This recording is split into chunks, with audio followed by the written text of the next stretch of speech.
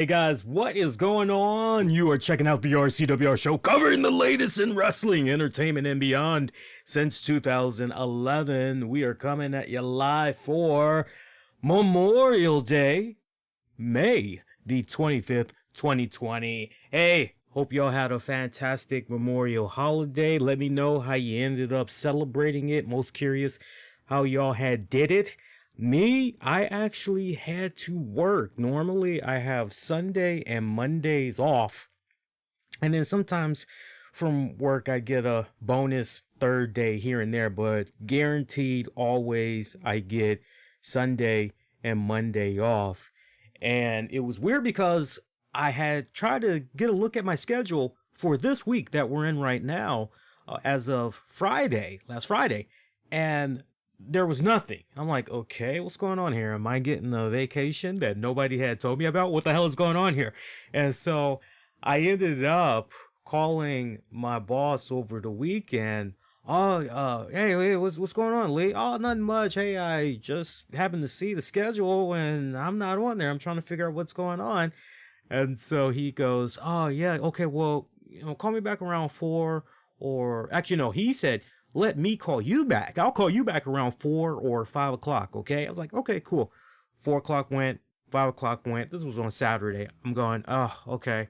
All right, I guess I got to figure out what's going on by Sunday. And my future mother-in-law, because, now we're both working at the same place, so she goes and she gets word of what's going on with me and what's going on with his schedule. So she actually talks to him on my behalf. And I love her. I love her. She's awesome. And so I ended up calling Sunday, hey, yeah. Hey, Lee. Hey, yeah, I got you. Okay. Give me 5 minutes. I will call you right back and let you know your hours. I'm going, okay, cool. So you can't make this story up. So he goes, okay, 5 minutes. All right. So I feel I got enough time to go to the bathroom, drop off a couple of brownies. I mean, not even one brownie can escape fully. And then the phone rings. And it's like, wait a minute, it wasn't 5 minutes. What the hell? And so I know you guys can relate. Talk about an uncomfortable position to be in. And you got to take a phone call. It's like, now you got to do everything with that opposite clean hand. Anyway, not trying to be too graphic, but you guys know how it is sometimes. So he goes, yeah, okay. So, yeah, once you come in Monday and then come in Tuesday and then Thursday. I'm like, okay, Monday, Tuesday, and Thursday. It's like, yeah, that's right. I'm like, okay, all right. And then, by then, we'll have you all squared away for the following week, okay? I'm like, okay, all right, cool. He's like, Monday works for you, right? I'm like, yeah, it's a holiday. Yeah, that works good. It's like, I figured that. I'm like, yeah, it works good for me. Cool. So I actually had to work today. So I got a short turnaround. I got to come right back. Luckily I get to get in about 8 hours of good sleep.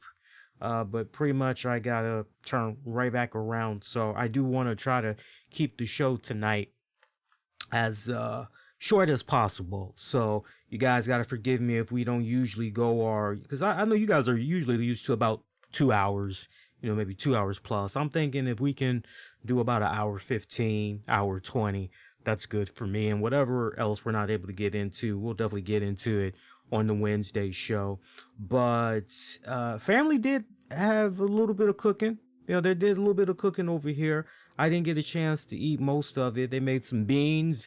They had made some burgers. There were no burgers left over. They only made enough for themselves to eat because they saw I had a little something on standby as soon as I came in. So plus I don't like eating that heavy late at night anyway. So, the time I come in from work, I like a bowl of cereal and pretty much call it a night. But they made that. What else did they make? They made some corn on the cob. What else did they do? They also had some, I'm trying to think. Shout out to Tac Gaming 132, now giving us a follow. By the way, let me know how the audio is syncing up with the visual, if it's on point. As far as you guys can tell, I was playing back a stream from the other day, And I could have sworn it seemed as though the audio was just slightly out of sync. I could be wrong with that, but you guys let me know. But yeah, they made corn on the cob, and there was one other thing they made. Doubled eggs. I love doubled eggs. I always know between my mother-in-law and my girl, I always know which one of them made the doubled eggs. Because my girl, she puts in, I don't know if you guys do this with your doubled eggs, but she actually puts in a little bit of vinegar. And the vinegar makes all the difference in the world. It's like freaking, I'm just the way she makes it. It's like I just find myself, I'll eat about 4 or 5 of those. So if you're really thinking about it, because you know you sort of split them in half and all that. So if you really think about it, if I'm eating 4 to 5 of those things, then basically I'm eating 2 eggs and a half, roughly, or I'm just eating 2 eggs. 2 eggs to 2 eggs and a half is what I mean. Shit's really fucking good, but you know, nice, quiet Memorial Day holiday.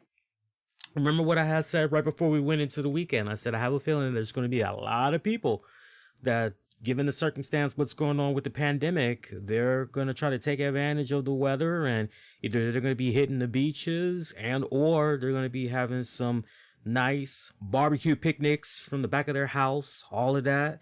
So from what I was kind of gathering today on, you know, some of the people I was dropping in on, interacting with at work, and then having conversation with a few Facebook buddies and everything, seemed to have been exactly that's how everything was going down. So, you know, however it was at your respective end, hopefully it was a good one. Raw tonight, not too shabby. Now, normally we put a poll out for you guys asking you all what did you think about Raw. But, you know, I don't think we really need one this week. I think we can all be in agreement that the show was slightly better than what we've gotten over the course of the past couple of weeks, mainly because we had a crowd that was in attendance, and the crowd had consisted of mainly NXT superstars, stars that, you know, signed on to the WWE that are currently down in developmental right now, so they're not even doing anything with NXT just yet. And Tac Gaming saying that the audio is syncing up with the video perfectly. Okay, that's good. That's good. I care about that a lot. Thank you for that. Yeah, you saw NXT, couple of NXT stars. You know, you mainly saw developmental people. Did you guys peep out The Rock's daughter? The Rock's daughter was actually there in the house as well. Matter of fact, right at the beginning of Raw, and they showed the people that were clapping and everything. She actually was one of the people that they homed in on, and it was cool picking my girl's brain, because I actually, by the time I got home from work, I actually was 90 minutes behind. So I actually went to the DVR, and whew, I found myself doing a lot of fast forwarding tonight, and not because I was trying to be as caught up in real time with everybody else, but because there was just a lot of, for me, what felt like dead air, basically. There was some moments that was pretty good, but mostly I found myself fast forwarding. But yeah, The Rock's daughter was at the very beginning there. And if you guys are a little bit interested, you know, maybe you want to give her a follow or whatever, feel free to do so. She is on Twitter at Simone G. Johnson, and it was awesome because I remember when I paused it and my girl just happened to still be up. I said, "Do you recognize her?" And she goes, "Kinda." I was like, "Well, you should. You're familiar with her dad." And she goes, I don't know. I don't know. And I said, "That's Simone Johnson." Oh, is she the daughter of Samoa Joe? I was like, no, no, try The Rock. And she goes, "Oh, I see the similarity." And then she kind of looked at her a little bit more. She said, "You know, she looks more like The Rock's mom." It was like, yeah, it's like, I kind of see that. I said, "No, but she really kind of looks more like The Rock, though." She's like, "No, she looks more like the Rock's mom." I'm like, "Okay, I can kind of see that too." I'm like, "Okay, I give it to you. I give it to you." So it's nice seeing them there. But as far as the card itself goes for tonight, a little bit so and so. Look, we got a new United States champion that came in the form of one Apollo Crews. Apollo Crews dethroning God, what is that guy's name? I'm picturing his name, and I know he dates Charlotte Flair. This is the first time Andrade. He beat Andrade for that championship. Okay matchup. Okay matchup. No discrepancy either as far as, oh, he just barely escaped or, nah. Closing moments of that one, Andrade had hit a Hurricanrana, sending Apollo into one corner of the ring. Did some running knees next. Andrade went in for a cover, near fall. Andrade pretty much tries to get in on the offense a couple of more times. Apollo comes back on the rebound. He presses Andrade, does the standing moonsault. From there, standing shooting star press followed up too, if I remember all of that right. Standing moonsault from Apollo. Then he followed it up with a standing shooting star press. Goes for the cover. 1, 2, 3. New United States champion, Apollo Crews. So, hey, I'm not really sure how to feel about this right now. I mean, not for nothing. You guys got to forgive me if I feel a little bit of reservations right now. I know that some of my friends, some of my colleagues, fellow podcasters that's out there, they care particularly about how black wrestlers, doesn't matter the promotion, mainly WWE, they care about what's going on with the black wrestlers and their time in the sun and everything. And I know that they would be so quick right now to jump out there and go, yeah, ain't this a good moment for us? Look, we're arriving. Look, we're being taken more seriously. Hey, look at what's going on with Apollo here. Apollo's moving on to bigger and better things. How about that, yo? And as much as I would like to entertain that idea, my whole thing is, let's just first get through what we got tonight with Apollo as champion. Look, I'm not taking anything away. I think it's a great moment. I really do. At the same time, not for nothing, we have seen him shuffled around on the brands for many years now. Okay? I mean, it ain't like it's a decade or anything, but we've seen him shuffled around quite a bit. So I'm sure that there's like-minded people like myself that's looking at this and going, okay, well, that's nice, but where are we going to be 3 weeks from now? Where are we going to be a month from now? Where are we going to be 2 months from now, 3 months from now with Apollo Crews? Was tonight really a sign of bigger and better things to come for that young man?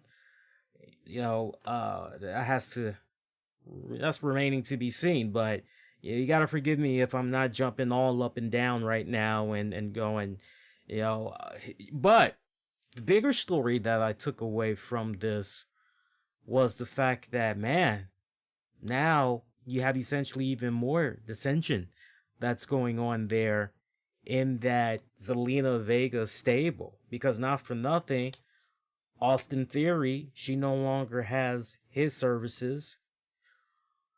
Andrade, we've seen Andrade and Zelina Vega, they've butted heads a couple of times over the past couple of months. We've seen Zelina and my man, oh God, I can't think of his name right now. I'm drawing a blank on his name, Angel Garza. We've seen them kind of butt heads a little bit. So, my big takeaway from tonight, wasn't really the fact of, okay, Apollo Crews, United States champion. I mean, not for nothing. We've seen him have a run before. I'm not really sure if you guys remember. So my whole thing is, all right, let's see what happens a couple of weeks from now. Like I said a few seconds ago. So there's that. But my bigger picture is, what is going on with that Zelina Vega stable? Are these the final weeks that we're seeing what's going on with this stable intact right now? Is it now down to the wire until ultimately this stable is no more and everybody's pretty much going their separate ways? As we found out tonight, Austin Theory, he has officially joined Seth Rollins' stable, so he is now a disciple. He is a Rollins disciple now officially. So you're looking at that. Kind of weird what's going on. I'm most curious of all the angles that's going on on the Raw side of things in WWE, what's happening with that Zelina stable? That's the one where I'm most interested in right now. But you know, a good match, a good match. The win, you can almost make the argument that the win kind of came from out of nowhere, honestly, because you kind of felt as though, okay, you know, we're going to see a couple of more near falls. This is not done by a long shot. You know, Andrade's probably going to be coming out of it. Nah, Andrade did not come away from that. All right, some other key points tonight. What? Tell me something. And I know we're kind of going a little bit out of order. I mean, whatever comes to mind really is how this show operates. Which, by the way, we got a loaded show lined up for you. If you checked out the title of the episode, you guys know you're definitely in for big treat. So shout out to those of you that's watching the webcast stream right now. I know you guys, as far as the audio version goes, you guys will be checking out the audio version in a couple of hours. Normally I like to wait until Tuesday night to get the audio out there, but I'm actually gonna rush it out ASAP because we actually have a sponsor for tonight's episode. Yes, we got a sponsor for tonight's episode. We'll get into the shout outs and all that in just a little bit. But what the fuck was going on with that Liv Morgan promo tonight? That Liv Morgan promo, I gotta tell you, I've heard me some promos in my time. Hey, you know, sell yourself to me, huh? Sell yourself to me. Tell me your story. Tell me what you're about. What brought you to the WWE? Give me your best. Give me your best shot. This is it right here. And man, I wasn't sure what the hell I was watching with Liv Morgan tonight. I felt as though, you ever stayed up late at night? I know many of you have, especially you younger folks out there in your late teens, 20s, maybe even early 30s. I know you've stayed up a little late, especially right now with this pandemic. Probably channel surfing, trying to find something good on. You've seen those late night commercials where they're promoting live links or 1-800 date for now or some stupid little shit like that. I wasn't sure if the promo Liv Morgan had cut tonight was something from live links or if she was doing a Christian Mingle type of thing there. I mean, my God, that shit was just all over the place. I'm looking at this and my girl was actually still awake and she's looking at this with me and she was hearing me off and on throughout the night because a lot of the stuff I was watching tonight, my signature catchphrase for the night was, that was it for me for tonight. And then I get to Liv Morgan's little segment, a pre-packaged joint. So she didn't cut this in the middle of the ring. She's somewhere backstage where this was filmed. And I'm just going, what the fuck? And my girl goes, that's exactly what I'd like to know. What is she trying to sell? I don't know. I don't know. This is a case right here where I'm thinking about the 5 W's. I'm thinking about Paul Heyman. Hey, who is that guy? Ladies and gentlemen, my name is Paul Heyman. Okay, his name is Paul Heyman. All right, well, Paul, what are you doing here? I'm here to advocate for my client, Brock Lesnar. Oh, okay. Why? Because he wants to have a fight against either the Raw champion or the SmackDown champion. Oh, okay. Why is that? Because he feels he should be champion right now. And if this fight is going to happen, where do you think it's going to happen? At WrestleMania. I'm just... Not all of the 5 W's were covered there with Liv Morgan as far as I was concerned. It was the most awkward promo I've seen to date. That I honestly, I found it to be very unflattering. And look, man, I can't put all of the blame on Liv Morgan. I can't. As far as out of 100%, as far as taking self-accountability and everything, look, if it was a case where Liv Morgan was at that Charlotte Flair status, then okay, hey, you got a little bit of stroke. Come on now. I know that when it's all said and done, she's dealing with the cards that she has, and she's got to go out there and she's got to do her best. But my God, man, my God, you know, who gave the green light for this? Who gave the green light to have her go out there and what I felt was honestly a waste of 3 to 4 minutes of talk time? Because it didn't do diddly squat for me. I'm not sure what the hell the mission was supposed to be. You know, what was the accomplishment for it? I have no idea. Well, it just felt like we were just killing time. Killing time. That's what it felt like. And I didn't like it one little bit. You know, who gave the green light? Who the hell looked at that? Okay, go ahead. Yeah, and cut. Oh, man. Oh, man, such good shit. Man. Yeah, we're going to go with that. That was great. That was great. I didn't need to put any more emotion into it. You know, no, man, perfect. That's, we're going to run with that. That's great. That's all I got to say. That's all I have to say. Look, man, I know she's got her fans. I do. Much like people have their love and appreciation there for Alexa Bliss, which, you know, she definitely had made some headlines earlier today. I've got some very interesting words to say with regards to that whole thing, so we'll definitely get into that in just a hot minute. Pretty much as soon as we get done talking about Raw tonight. But you know, we were talking about Alexa Bliss there.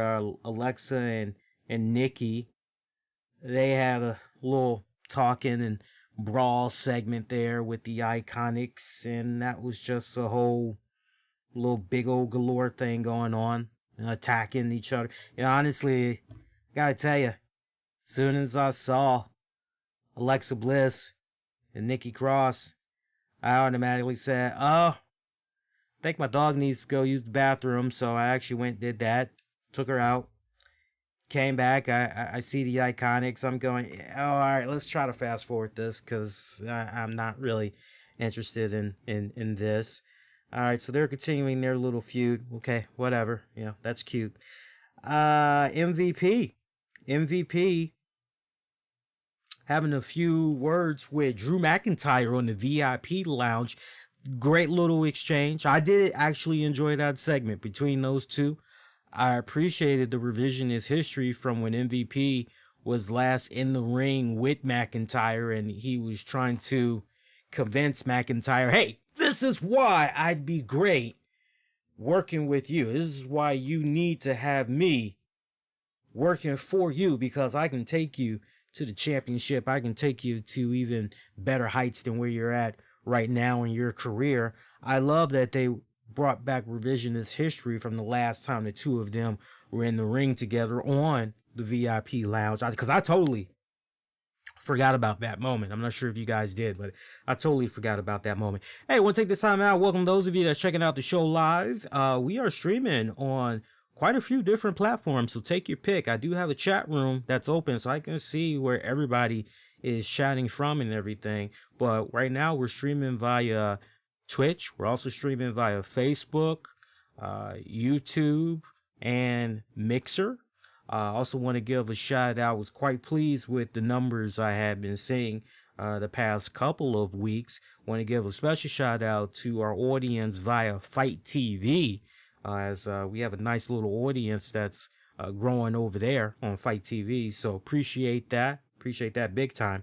So yeah, MVP having his exchange there with Drew McIntyre tonight. Lashley, I'm liking that. I'm most intrigued by that matchup. I love this whole story about it's been 13 years since Bobby Lashley had a, you know, look at that two ways. It's been 13 years since Lashley was some type of a world heavyweight champion. You know, hasn't pretty much had a shot in the WWE since. So I like this angle, I gotta say. And It took him long enough. I said it on the show last week, but I can't help but reiterate it again. Those of you, and look, under any other circumstances, guys, I would be among the first to say to you guys, man, I'm more than convinced that Lashley, oh yeah, he's going to become the World Heavyweight Champion. No doubt about it. Any other time, I'd be there. I would entertain that idea. But as I said off and on the past couple of weeks with Lashley, it feels to me too little, too late. You should have had this man on this path the moment he came back into the WWE. You had the moments there where you had Goldberg. You should have did something with Lashley and Goldberg, just like you should have did something with Lashley and Brock Lesnar. You damn sure should have did something with Lashley and Kurt Angle, because they were both pretty much around at the same time, yet for some reason, nothing happened. I mean, WWE missed some really golden opportunities with Lashley when it counted most, and for whatever respected reason, they just took this weird scenic route that I felt was detrimental for him. And now it kind of seems as though, okay, well, let's try to make things good. Let's try to get back to good with Lashley. I feel too little too late. At the same time though, if Lashley can really hang in there, with this match against Drew McIntyre, if he can hang in there and he can really fucking hold his own, and most importantly, get over pretty good on social media and everything, and that's what I'm definitely going to be paying attention to over the course of the next several weeks. Look, not for nothing, I think it's been awesome that they've had MVP working alongside Lashley. I think that's what should have happened from the get-go. That whole Lashley, Lana, Rusev, that thing should have never went down, but, sadly it did. However, as far as, okay, we're trying to have Lashley be taken seriously. We want him to be considered a true contender, or at least right there. We definitely want to try to elevate him and his status on the card. Might be too little too late, but him and Drew, they should have a pretty damn good matchup. I mean, not for nothing, but both of those guys, former Impact Wrestling talents. I'm just saying, if you know your Impact Wrestling history, I don't really need to elaborate any more than that. Kevin Owens taking on Angel Garza. Surprise victory for Angel Garza.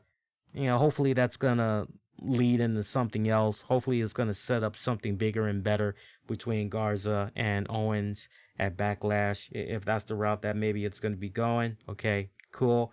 Once again, we had the stupid ass anything you can do, I can do better segment between the Street Profits and the Viking Raiders. I fast forwarded through that shit. I know many of you guys did as well. Let's see. Buddy Murphy and Austin Theory had defeated Aleister Black and Humberto Carrillo. Seth Rollins just walking around the ring the entire time, carrying Rey Mysterio's mask. Kind of came off a little bit cheesy.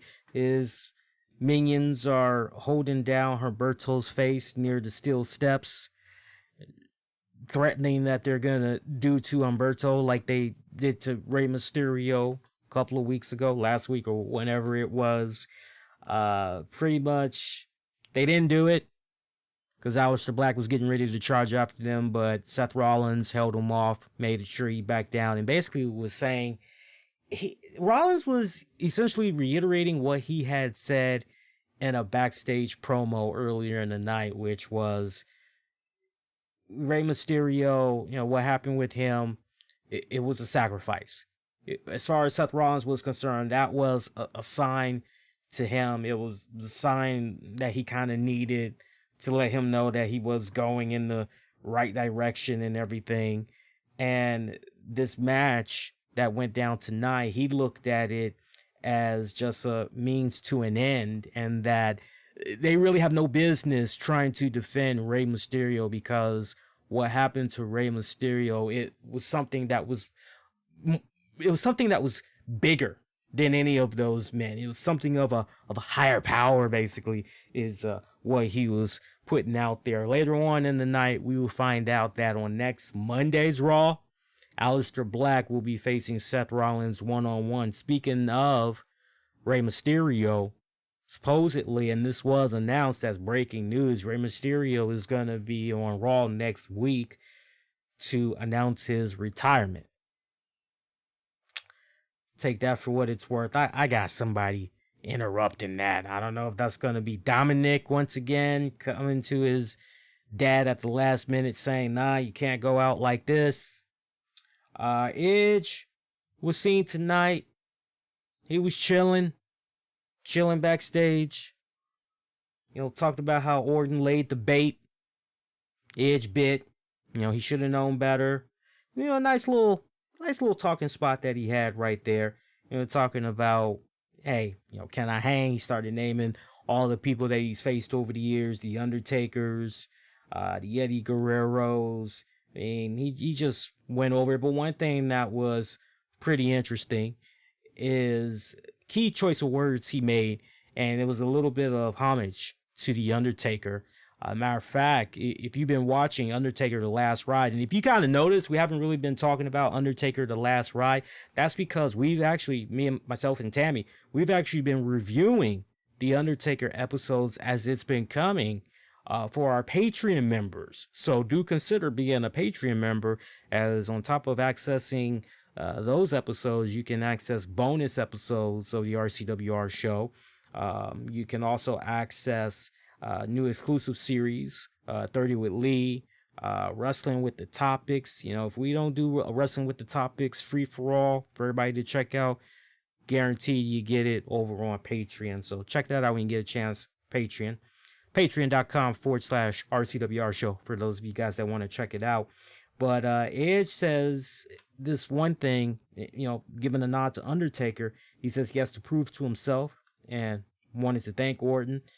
He's been contemplating things he hasn't, or that he has buried. And he talked about how he had watched part 1 of Undertaker's The Last Ride over the weekend and watched himself pontificate on when it's time to hang up the boots. He was still retired. Now here he is. And from that point, he spoke directly to the Undertaker and said, I get it now. Now I understand.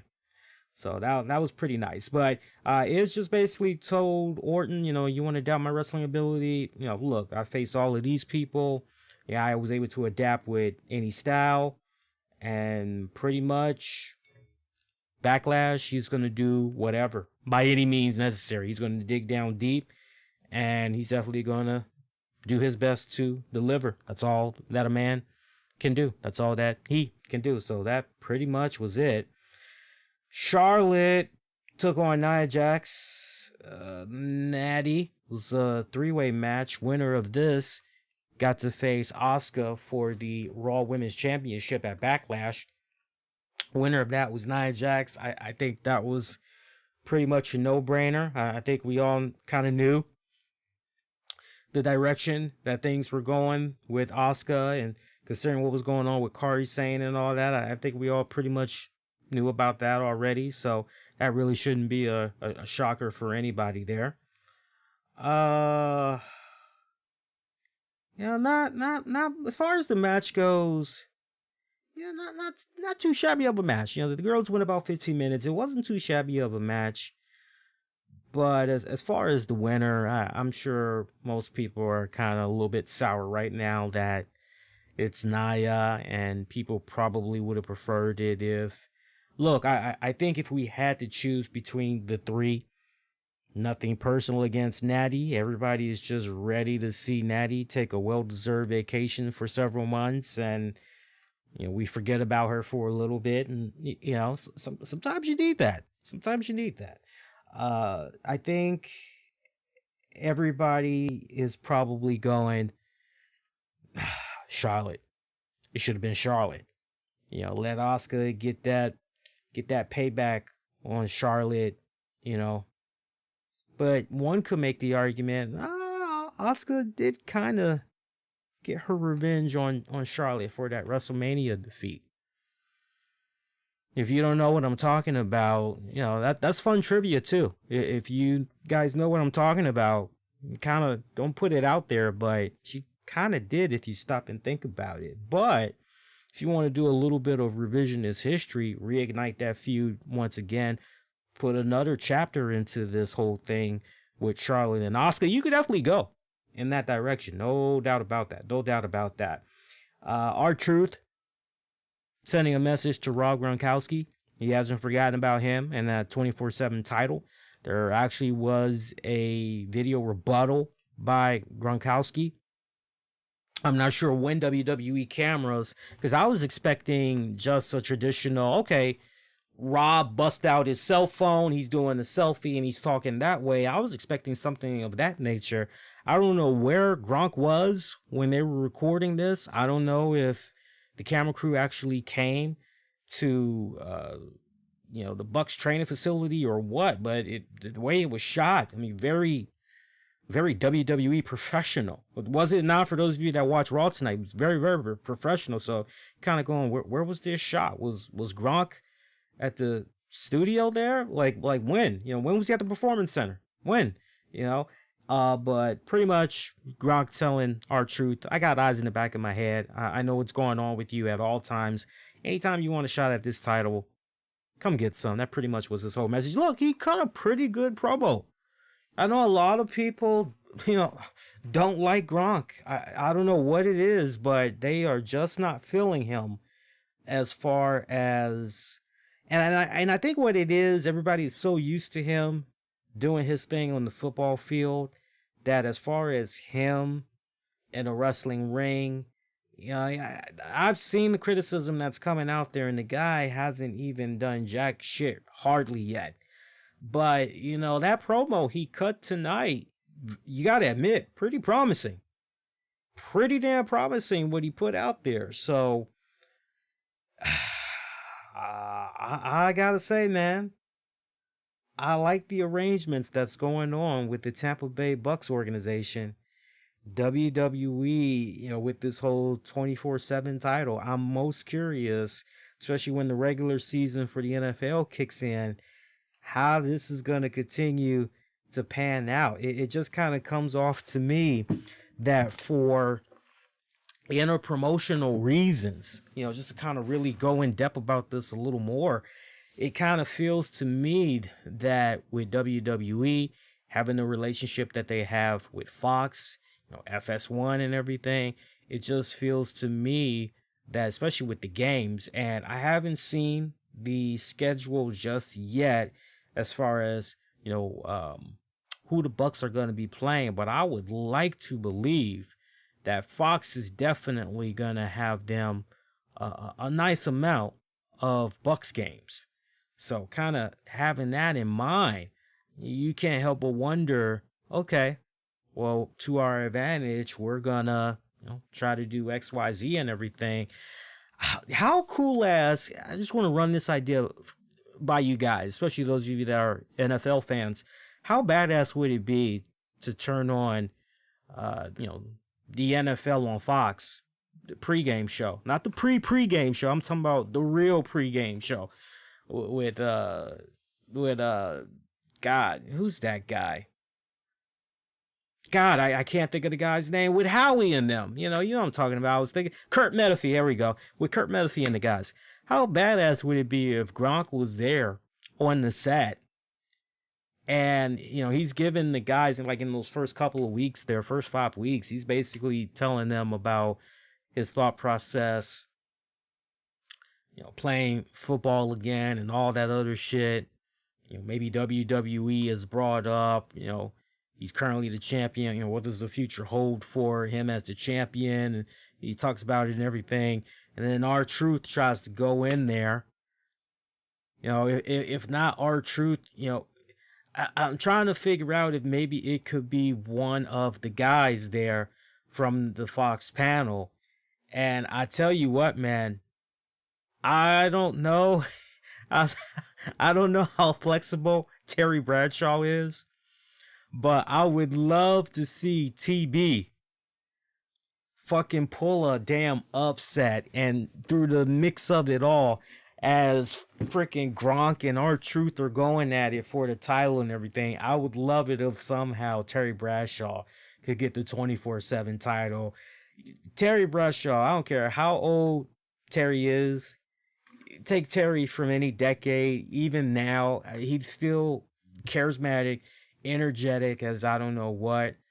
Love that fucking dude. I think it would be really entertaining to have him on there. I mean, everything that this guy seems to be incorporated with, TV show wise, movie wise, you know, he always gives you some type of a memorable performance. Y'all just saw what he had did a couple of months back on The Masked Singer. So, I mean, not for nothing, but you know, I might be on to something there. You know, it wouldn't hurt, especially if all the parties involved are, you know, yeah, let's do it. By the way, if you want something really cool to check out, I don't know if maybe you can find it on demand or if maybe the episode is online, but I was watching it the other night because I didn't see it when it initially aired over the weekend, as a matter of fact. That's what I say. What I mean by the other night, saw it over the weekend. There was an episode of A Football Life on Terry Bradshaw, and that is very recent. So if you have not watched that episode and you're actually a big fan of A Football Life, go scoop that up. It was from 2019.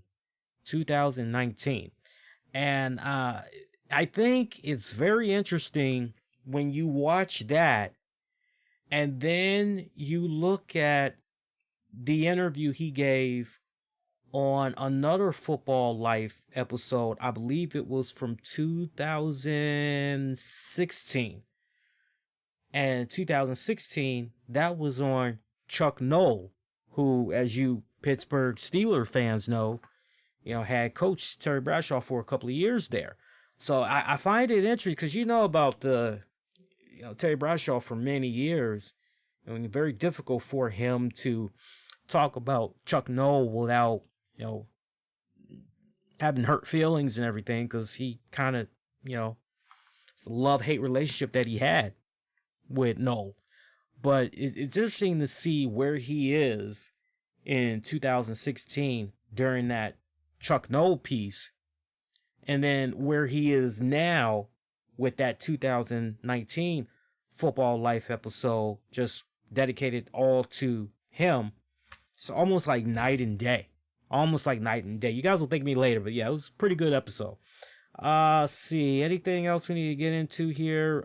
Street Profits, they did happen to see what went down with MVP earlier, because MVP, when he had that talking segment with Drew McIntyre, I'm sorry we kind of glanced over that, but Drew McIntyre did Claymore shit the living hell out of MVP once again.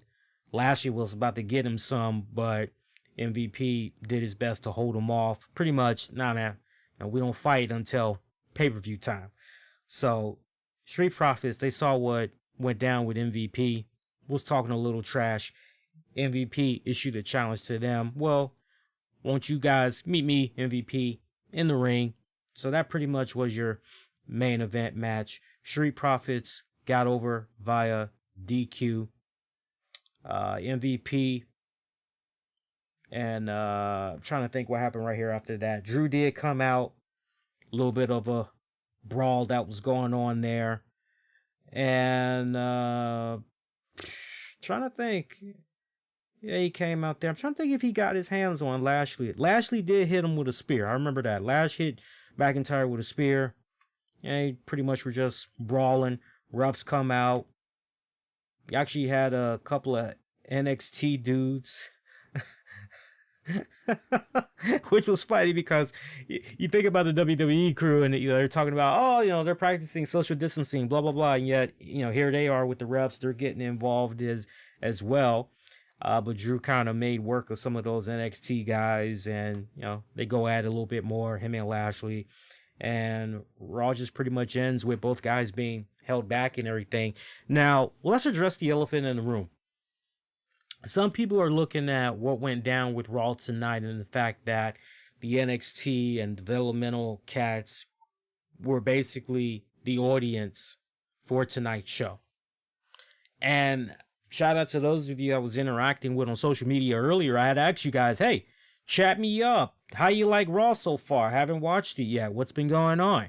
And a few people, oh man, they got the crowds in here. They got some of the wrestlers as the crowds. It's actually helping the show, not by much, but it's making it more entertaining. And, truth be told, I can remember there were a few shows where I always said, man, I miss the crowd reactions. Where's the crowd reactions? Man, it sucks that, there's no audience right now. And I'm watching AEW and I'm seeing what they did. And I didn't spam it out there like that, but I did say a couple of times WWE should pull a page out of AEW's book and go with some of their talents. They got so many of them right there in the area, that actually live in the Florida area. I don't understand. Go there. So now we get tonight and we got that. And I really hope that people, wrestling fans in particular, I really hope that they're smarter than the statements that some are making about, oh, WWE is copying off of AEW. Look, let me tell you something. It doesn't matter what the wrestling promotion is that you like. There are so many recycled angles, you name it, that's been repeated over and over again over the years. Are we really gonna shit on WWE for feeling inspired, or whatever you want to call it, from what AEW was doing and having their wrestlers make up the audience? Are we really going to shit on WWE for that? Are we really going to scrutinize them? We need to be better than that. We need to be better than that. How many of us, week in, week out, man, kind of rough looking at these shows and there's nobody in attendance? Okay. Obviously, WWE has been hearing that feedback. Some of the other promotions as well. AEW, some of the other promotions as well. Okay, they're trying to compromise here. We need to look at the bigger picture and say, okay, they're trying to give us that normalcy that we're so used to when we check out some of our favorite shows on a weekly basis. Because at the end of the day, come on, we all can admit we're very reactionary to what we're watching on TV. And, when somebody's booing or cheering or really just caught up in a moment and they're letting their voices be heard and we're feeding off of that as well, you can't shit on that. You can't. You can't. So I really hope that wrestling fans can be bigger people and, don't judge a company solely off of the fact, oh, these guys are copying off of, no, come on. That's too easy. That's too easy. Instead, just judge the show off of the overall execution on production, the overall execution on the story angles, the matches, and instead get them on those. Get them on those where it counts the most. But I welcome it. This should have been done a long time ago. And not for nothing, it's getting us a bit one step closer. It's getting us a bit one step closer to freaking, Lord have mercy. Y'all follow Katie Forbes on Twitter? Lord have mercy. Katie Forbes, man. I just happened to have Twitter open because I was trying to give a couple of shout outs to some of the people I was interacting with on Twitter. And all I see, Katie Forbes, anybody that follows, RVD's woman, anybody that follows her on Twitter, you know, you see usually in some of her gifts, ass. That's all you normally see is ass. Hey, I got a sponsor. I want to give a shout out to, that's, wow. What a fucked up transition. We go from ass to talking about one of our sponsors. That's the show, folks. Good night.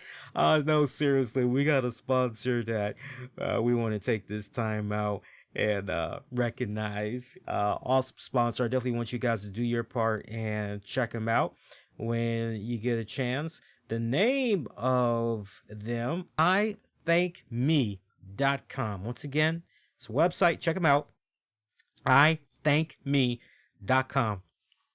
And what I like about ithankme.com is their site is dedicated to inspirational and motivational t-shirts. You know how I usually say to you guys, hey, try to do your best to pay it forward, always forward, do your best to make an impact in your community and everything. Well, ithankme.com, you know, has that same type of philosophy, and they got a lot of cool ass shirts that's there on their site, where you're basically, if you are one of those type of individuals that's all about self-motivation, motivating other people, inspiring yourself, inspiring other people, they got really cool shirts. And the thing I like about their shirts is the quality of their shirts. The quality is top notch. I'm not talking about some fucking bullshit where you've seen how it is. You get a couple of t-shirts and, oh man, damn, I haven't even worn this yet. I just unfolded it and man, it's already stuck together, the material. What the fuck is going on here? Or, man, this print came out kind of funky here. You know, what's going on here? The canvas, what the hell? You don't have any of those problems over at the ithankme.com site. So check them out. You guys will definitely love them. I promise you. Again, ithankme.com. Check them out. ithankme.com. Really appreciate them for being a sponsor for tonight's episode. Appreciate them tremendously. Let me see how we're doing on Showtime. I mean, because we're rocking and rolling so far here. We're doing pretty good. So I'm seeing we got about 52 minutes of time in right now. So we can dive into a couple of more topics. And then I'm pretty much going to shut it down. Like I told you guys, we're probably going to do about an hour 15, maybe an hour 20. I wish I could give you guys a 2-hour show tonight. But I promise you guys, Wednesday I'm actually off from work. So we're actually going to be on immediately after Dynamite and NXT goes off the air. So that show will definitely be, you know, I'm willing to do the show as long as you guys would like for me to do the show. All right, so I'll leave it up to you guys. We can either go into the whole Alexa Bliss, you know, getting into it with a YouTuber. We can either go in that direction, or we can revisit kind of something that we had touched upon over the weekend when we were doing the AEW Double or Nothing pay-per-view post show, which, by the way, I do appreciate you guys that had checked out that post show. Fight TV audience, by the way, if you did not get a chance to check out the review for Double or Nothing, that is available on Fight TV right now. And everybody else, you know, take your pick. You know, you want the audio, that's available as well. But we could either, you know, go with Hana Kimura. We can revisit that. We touched upon it briefly a bit on the Double or Nothing post show. Let's see. You know, there's a couple of different little avenues we can go here. So I'll leave it up to you guys which direction that we can go in, and I'll buy you guys some time. While I'm buying you guys a little bit of time, we can give some shout outs to some of our Patreon members, because I do love our Patreon members. Remember, patreon.com/RCWR show. Check out bonus audio and video content. Shout out to my good friends, my amigos. Shout out to Patreon members Sean Kenter, Justin Ripstock. Shout out to Gino.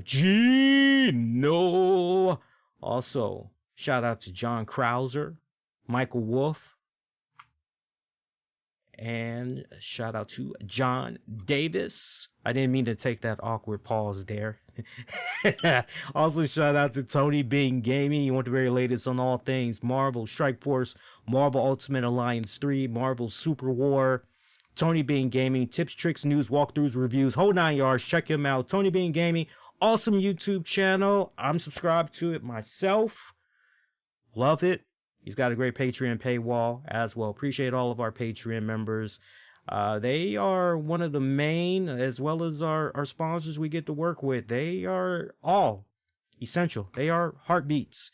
You know, they help keep the content going, man. They do their part and helping me pay for show expenses. And, you know, maybe there's a pay-per-view coming up. Okay, Lee, hey, it's covered. Talk about it. You know, they represent, man. They represent. If there's some ideas I'm thinking about for the shows, you know, they pretty much help me out in their own respected way, man. So definitely got to give it up for them. All right, so let's go in this direction. So a YouTuber by the name of JD from New York. Now, I'm going to tell you guys something up front. I do not know JD. I've never interacted with JD. This is the first time since I've been podcasting. I've been at it longer than JD. I've been podcasting since 2011. I started doing the webcast versions of the show first on YouTube. I started doing that right at the beginning of 2012.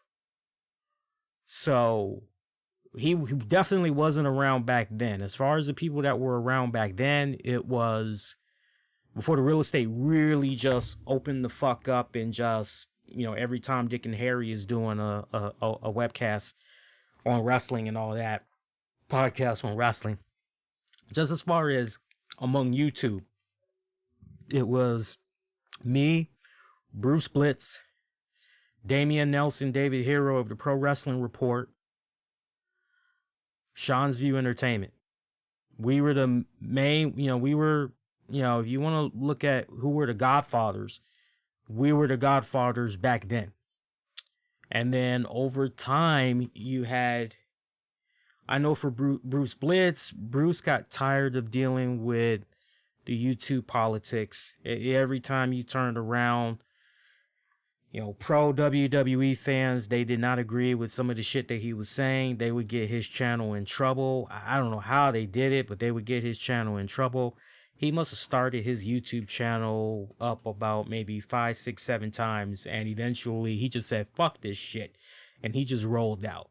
He just rolled out. Now everything is subscription based on his website. He's been still at it all these years later, but now on his website, subscription based. So, you know, JD, I've seen his work off and on over the years.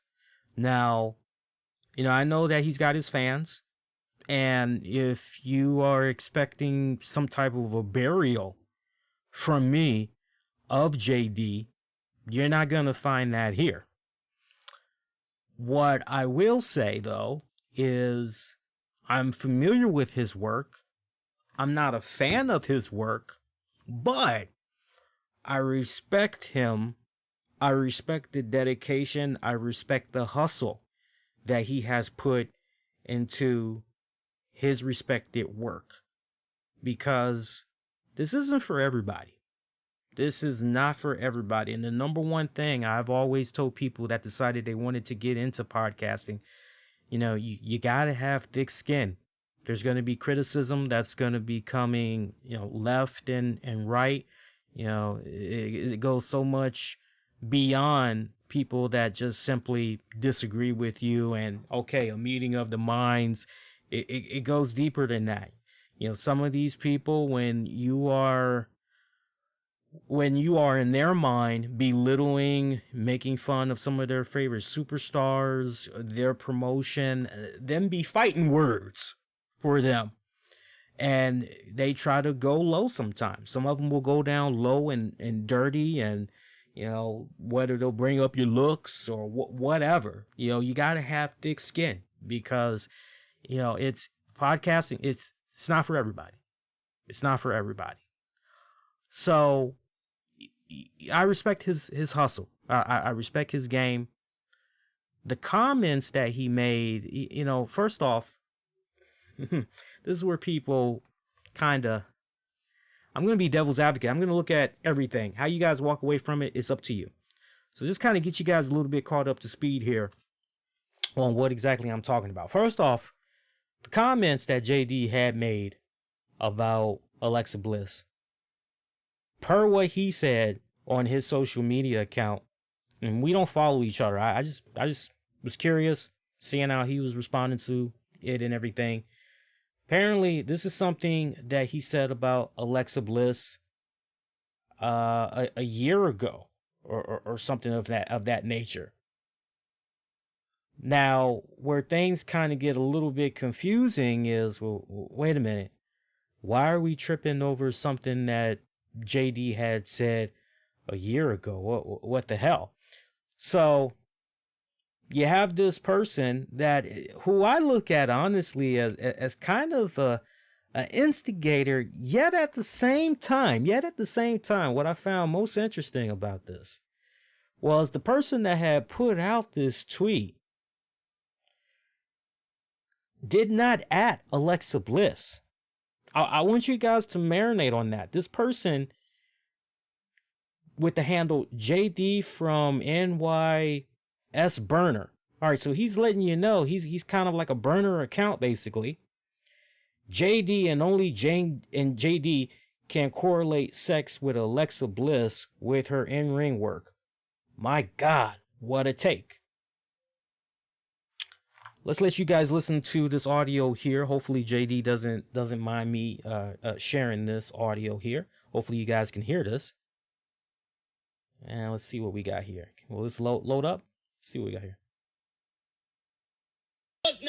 She's just identity. She's one of those women that just lays there and just takes it. Nothing. She does nothing. Can you imagine? Can you imagine being in bed with Alexa Bliss, man, and she performs the same way she does in the ring? Awful. All look and no substance whatsoever. So we got Bliss bodies out. Okay. All right. Now then, what a lot of people fail to realize about JD, and you're talking to somebody, I've been at this since 2011. There was a time period where, not very long either, but there was a very short period there where, when I was trying to find my identity and how I wanted to execute on these shows, there was a period there where I was trying to be a shock jock.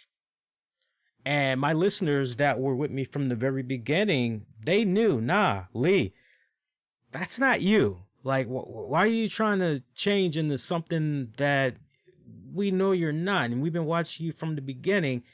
Why are you going down this path? Nah, man, we liked you for who you were. Like, don't do that. Don't change. Just stay where you are. It's good.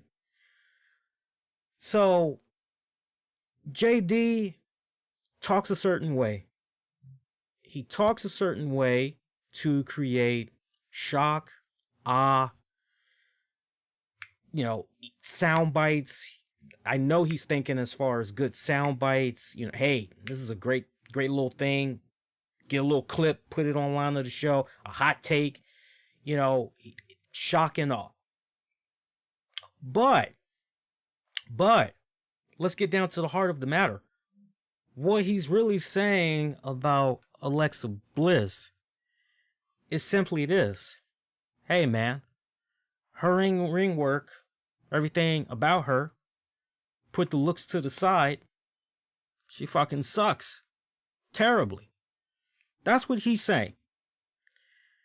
Now, I don't know how Alexa Bliss found out about this, because this person that initially had mentioned this did not at Alexa Bliss. So my first question is, okay, so what are you guys doing? You wrestlers, what are you guys doing? Are you guys doing vanity searches? Are you guys using the hashtag, okay, wrestler's name, or just, all right, mention my name and let's see what people are talking about? Because if you're doing that, please stop, because that makes you come off a little bit creepy. Like I don't like. It's one thing. It's one thing if, and I do this from time to time. Sometimes I will actually miss tweets from people that I didn't even know tweeted me. And I hate leaving people hanging, because I could be putting some tweets out there and I don't know how, but I don't see all the mentions. So once in a while, I will actually, and I usually do it once a month. Once a month I do this. I'll usually do my at the RCWR show, or I'll do the RCWR show, just to make sure anybody that had responded to me, because my whole thing is, I'll respond to, whoever mentions me, whoever at me out, oh, hey. And then I'm good to go. But this kind of takes it to another level, right, as far as I'm concerned, because you're making how many figures a year with the WWE, and you got to do a vanity search? Like, come on now. I've put some tweets out there in the past where I have mentioned a particular wrestler and I did not at them. Keep that in mind. I did not at them. And then within an hour, a couple hours later, that wrestler, all of a sudden, out the clear blue, they like that tweet, or they favorite that tweet, or they reply to that tweet. And I'm going, whoa, wasn't fucking expecting that. What the hell? So Bliss retweeted this JD Burner account, and she said, normally I ignore his ignorance. Okay, so she's aware of JD. Okay, she's established that. Okay, normally I ignore his ignorance because all he wants is to be recognized by bashing me. But excuse me, sir. How dare you discredit my work in such a disgraceful way? Hashtag what a class act. Now, everybody, that's so quick to defend JD and everything, just home in on something here that Alexa Bliss touched upon. I want to reread that last sentence one more time. How dare you discredit my work in such a disgraceful way? One more time. How dare you discredit my work in such a disgraceful way?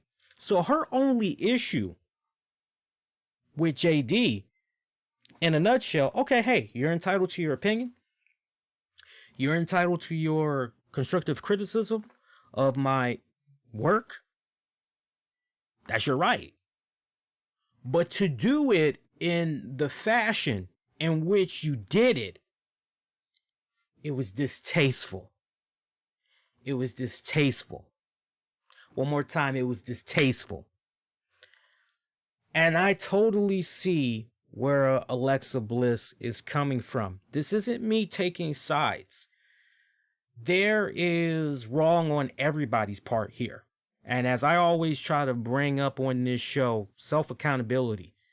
It takes a bigger person to, okay, you know what? I gotta accept that. That's my bad. That's my bad on these grounds. There's enough self-accountability to go all the way around here.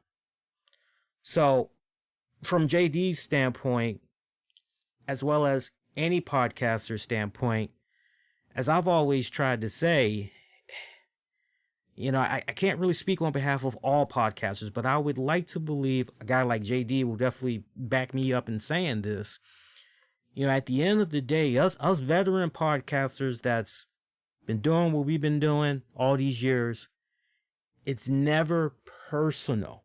We never try to make it personal. We never try to make it seem like said promotion or said talent.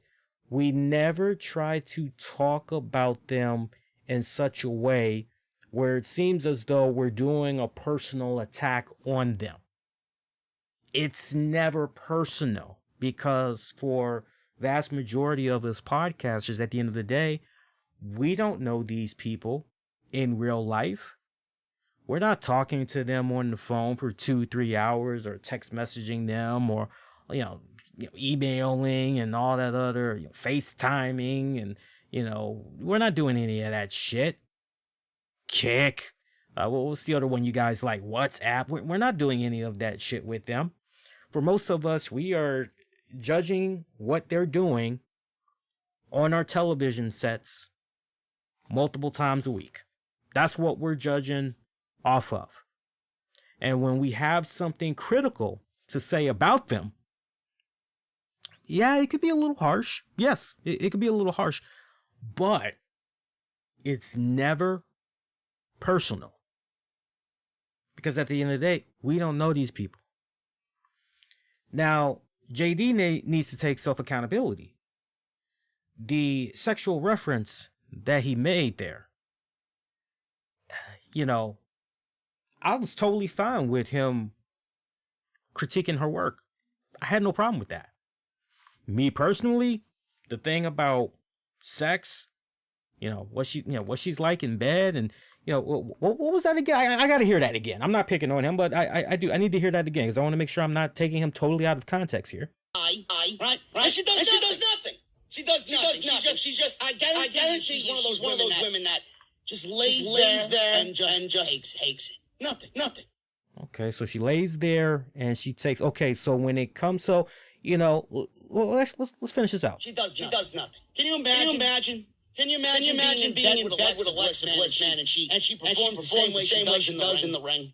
Awful. All. Okay, so. All right, so even though, we know where he's going with that. Okay, just picture her in the bed. Picture her when it comes to sex. She's not doing anything. You got to basically do all the work, because she's not doing a goddamn thing. And as a result of that, she's awful. She fucking sucks. So for me, I didn't have a problem with the points he was making about Alexa until he went in that nature.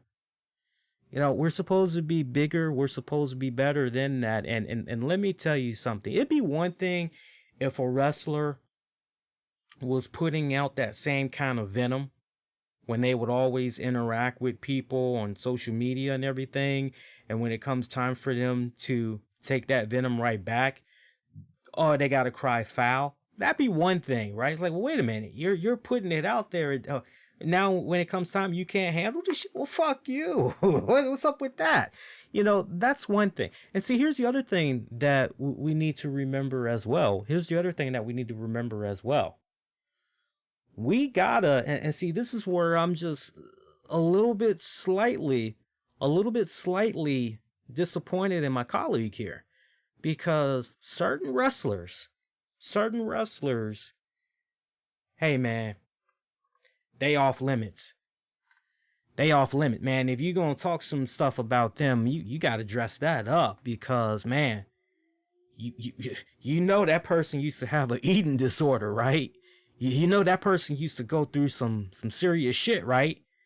So, if you're gonna talk about them, you might want to use some better words, or, maybe don't talk about them at all. But if you're gonna talk about them, you might want to use some better words. You just gotta, certain people, like, you kind of gotta have that in the back of your head. But the thing that I find most fascinating about this is that this was a year ago. That's my whole thing. This was something that he said on his show a year ago, something that a lot of the dirt sheets and everybody had missed. I think some people will look at that and they'll say, well, it doesn't matter if it was 5 years ago. Just the fact that he had said that shit, WTF, what the fuck?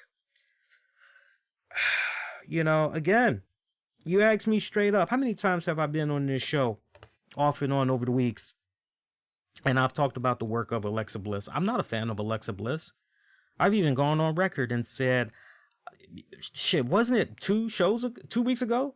I said, man, look at what's going on with Nikki Cross. Nikki Cross isn't even the same anymore. And you guys remember, I was on the same show and I said, I missed the Nikki Cross that was insanity. I missed that little rabbit badger Wolverine of a little chick that was going around spoiling for a fight, pouncing on people, acting all psychotic and shit. That's the Nikki Cross I miss tremendously. Like, what I'm getting now, you know, it's like Alexa Bliss 2.0 basically, you know. And I agree with his points about, I mean, come on, you look at a typical Alexa Bliss match. When was the last time you saw Alexa Bliss put in 90% of an offense in a match? I mean, be real with yourselves. You know, that girl has gotten concussions and whatever injuries left and right over the years. There's a reason why she's in tag team matches right now. There's a reason why she's doing that.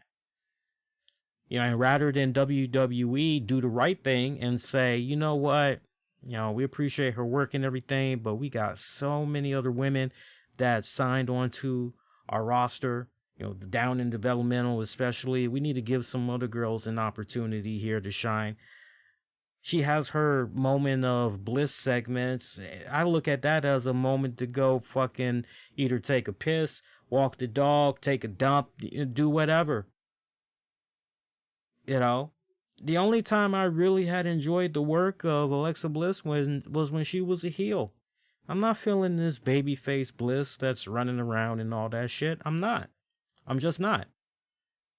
So, you know, I hear where my man JD's coming from. And look, I know this is probably gonna get back to him, and yeah, that's all fine and dandy. I mean, I welcome a healthy discussion with him. You know, if it's something that he wants to elaborate on a little bit further, you know, kind of bounce off, I don't mind doing that. But, you know, I'm like this. I've always been one of those type of people. I don't care who you are.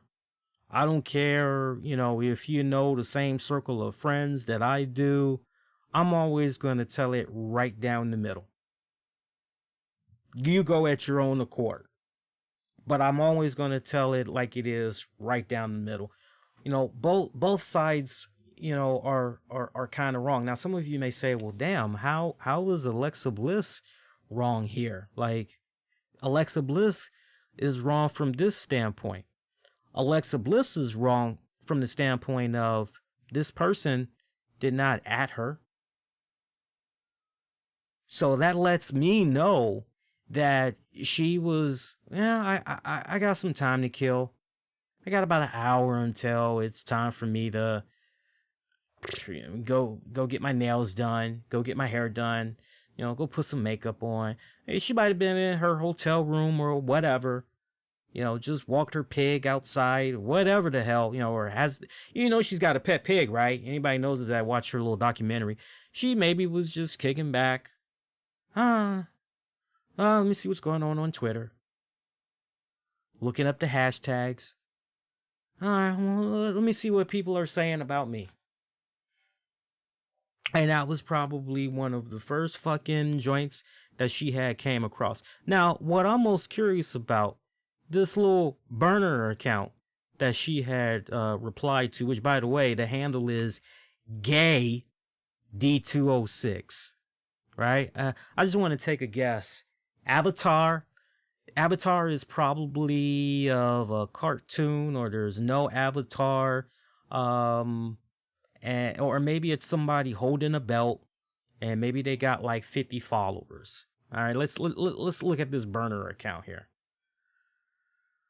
All right, not too bad. Not too bad. Okay, so basically, I'm actually correct. So the avatar that he's using is not of himself, but, you know, it really is living up to a burner account, thus the handle. So you know what's going on with this account off the break. 15 people they're following, and they got 309 followers. and you know what this account is all about, and yet you decide to respond to this tweet from an individual that did not at you.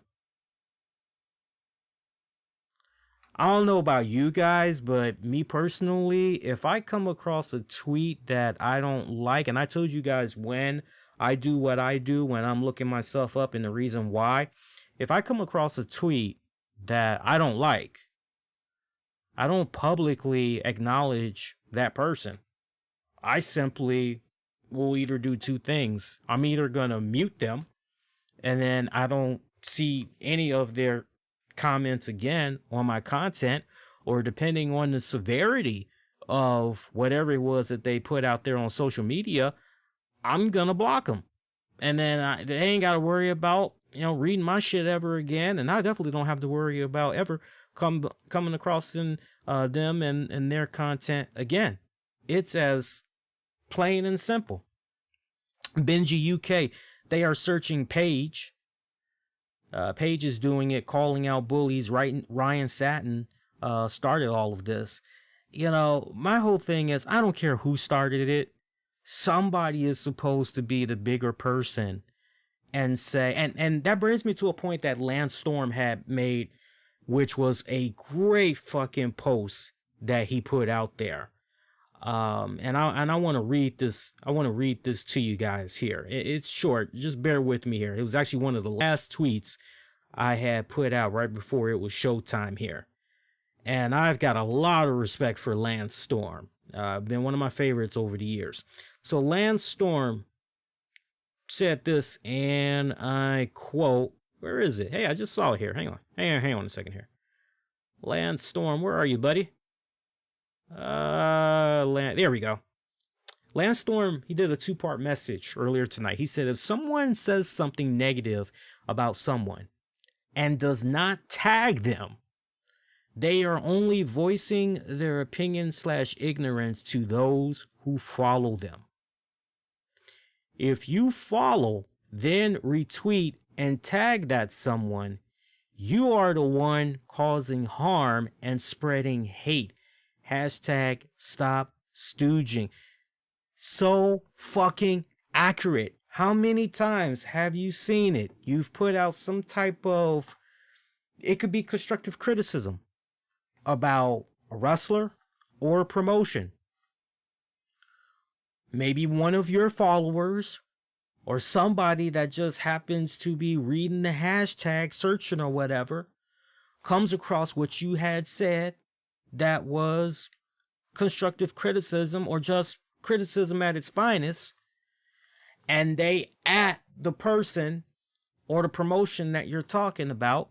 What you think about that? Yeah, to Lance's whole fucking point, yeah, once again, if you then retweet and tag that someone, you are the one causing harm and spreading hate. Yeah, you're instigating when it's all said and done. Goes on to say, Lance does, if some dude with 50 followers or a podcast no one listens to says I'm a piece of shit and suck, I'll never know or care.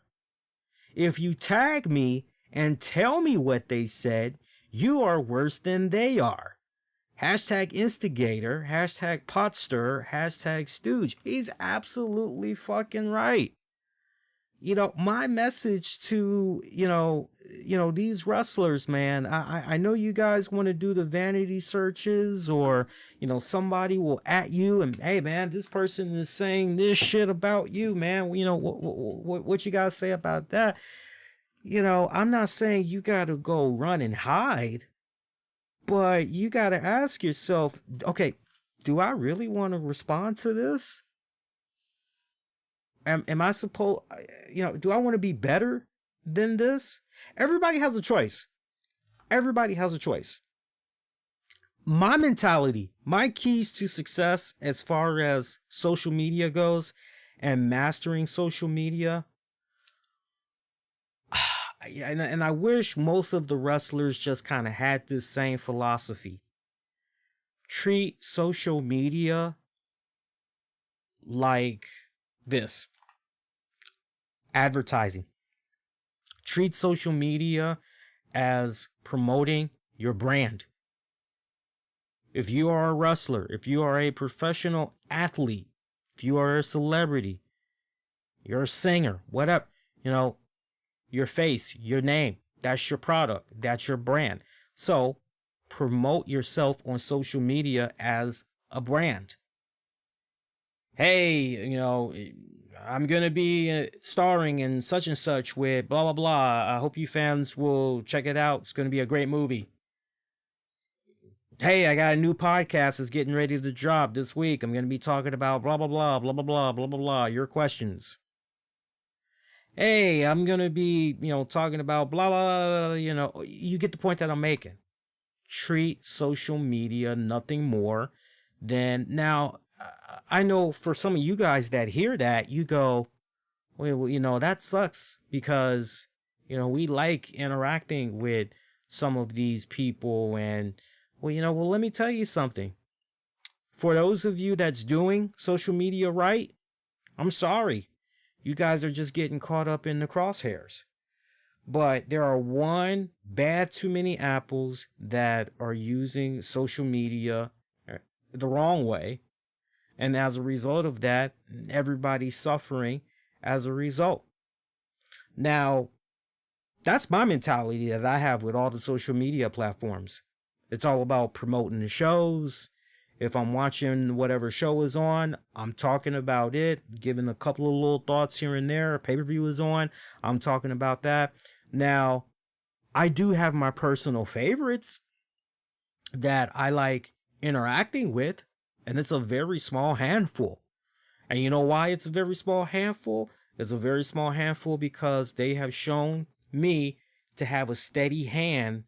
And when it comes to them saying what they're saying on social media, they never stray too far off to the point where you got a situation like that of being an instigator and all that other. No. Yeah, and you know, if you're one of those type of people, you just gotta interact. You just gotta interact with people. Then make a second account. Make a second account. Have your friends, have your family, you know, do whatever. But, you know, my whole thing is if it ain't about positivity and if it's not in the best way possible, if it's not something that you feel is very beneficial to your growth as an individual, as a brand, man, keep it fucking moving along. Keep it moving along. That's all I got to say. My point is we can't even call out the rotten WWE product because WWE talent will call you out, then get threats. JD got threatened by the roster. They even have his private info here. You know, I don't deal with hearsay.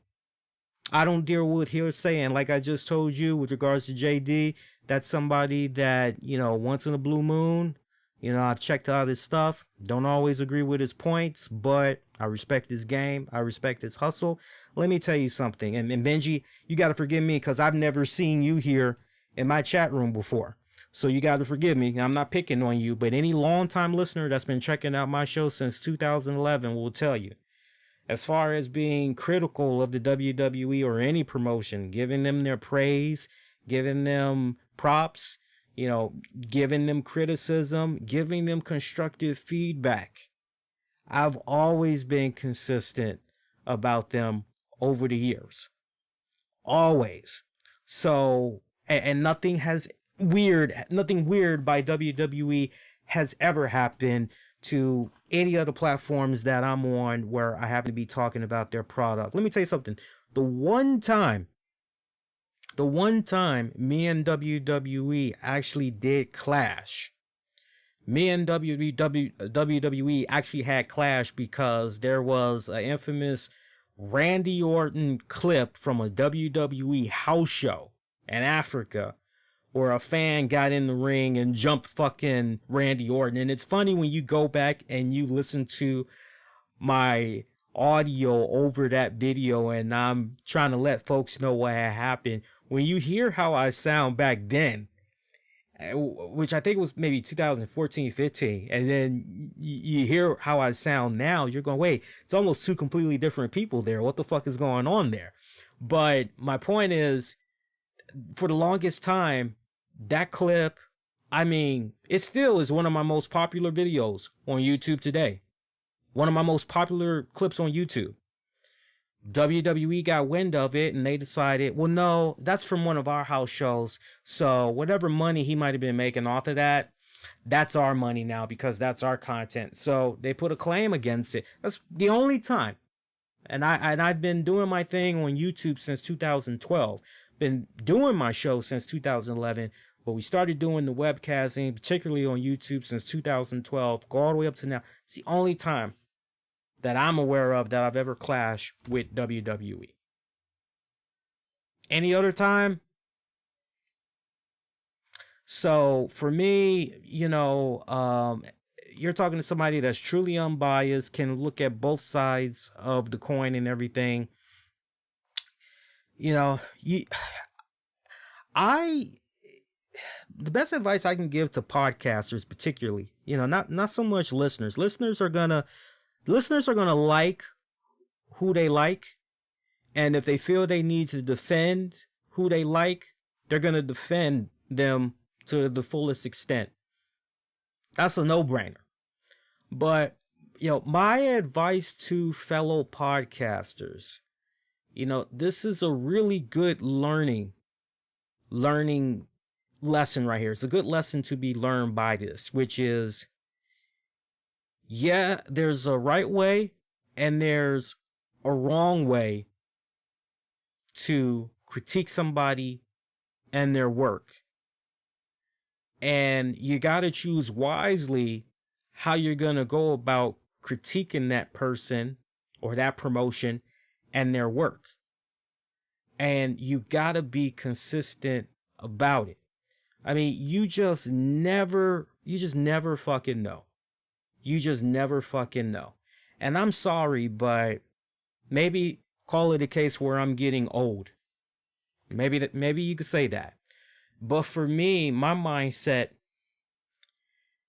you should be able to go back 1 year, 3 years, 5 years. You get the gist. You should be able to go back at any point in time, previous content I've put out over the years. And you should be able to go, well, you know what? I can't find anything here where this was out of order. You know, I'm proud to say that as well-rounded, constructive I've been over the years, I'm proud to say in all my years of podcasting, there's only one blemish on my record where, man, I wish I didn't do that. I wish I did not say that. And the one time was Seth Rollins and the chick that he was dating before he ended up dating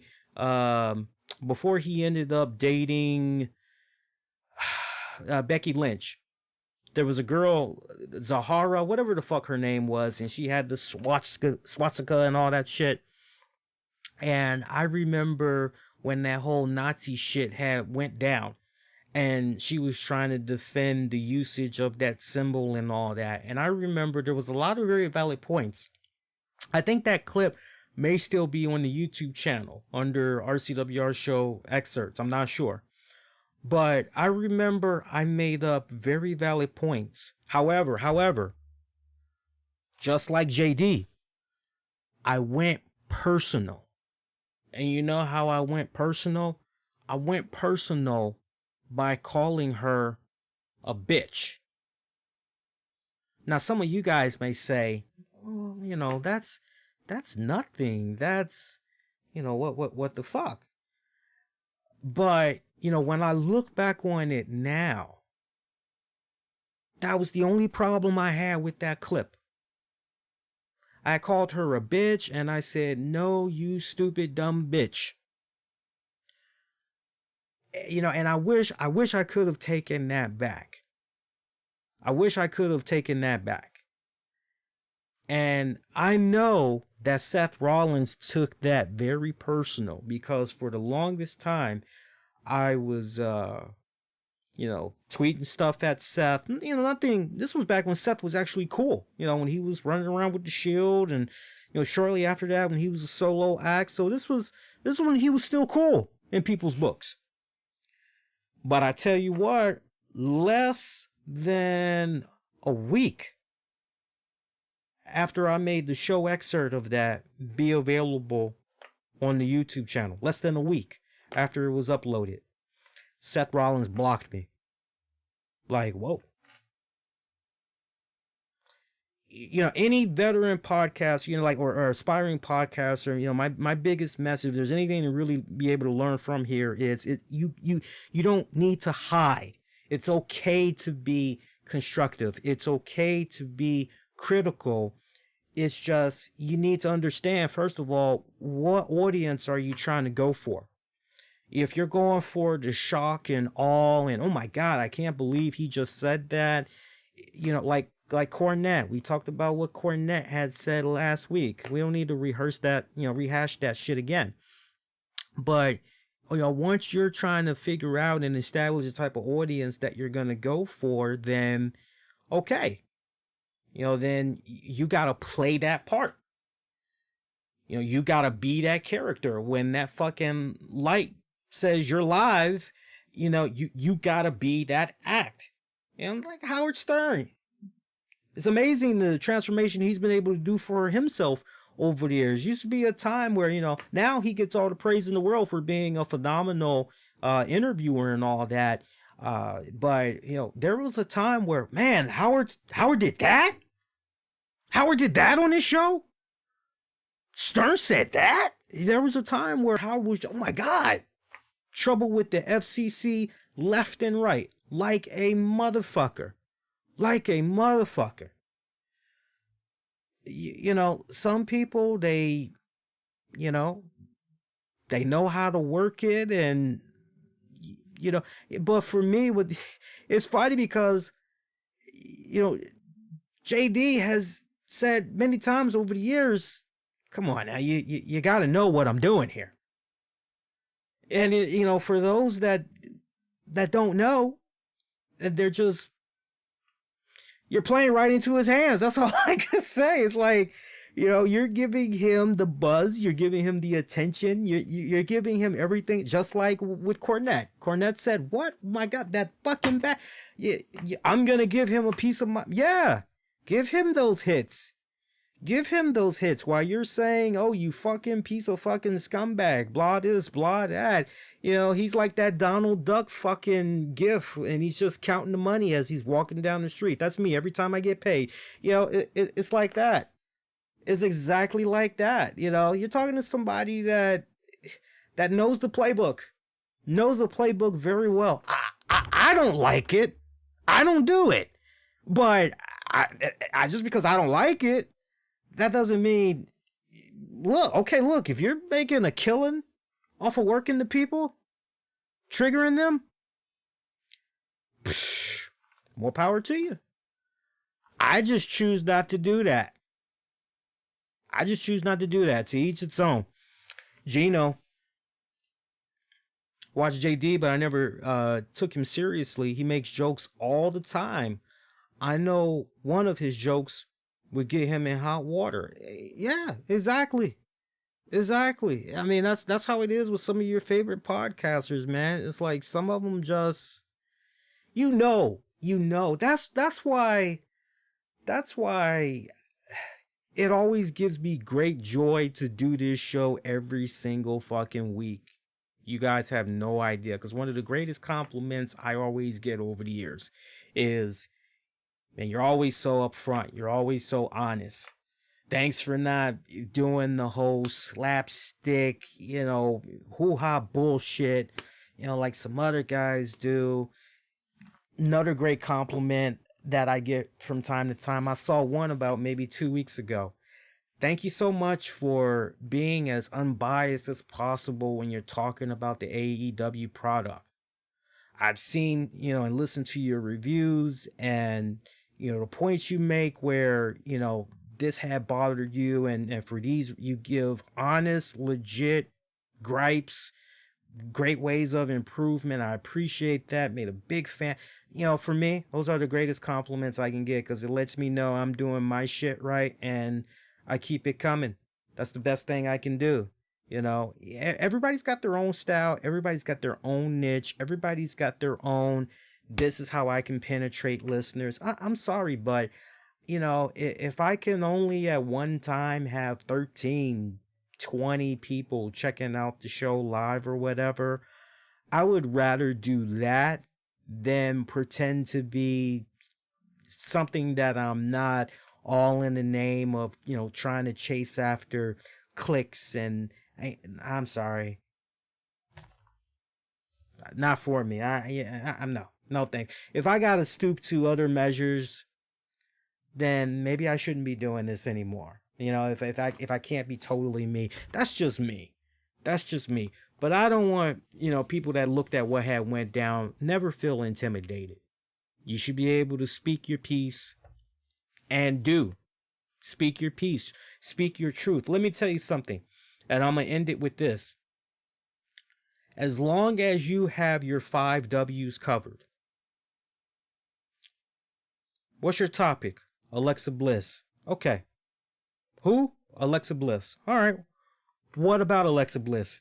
She sucks. Well, why do you say that?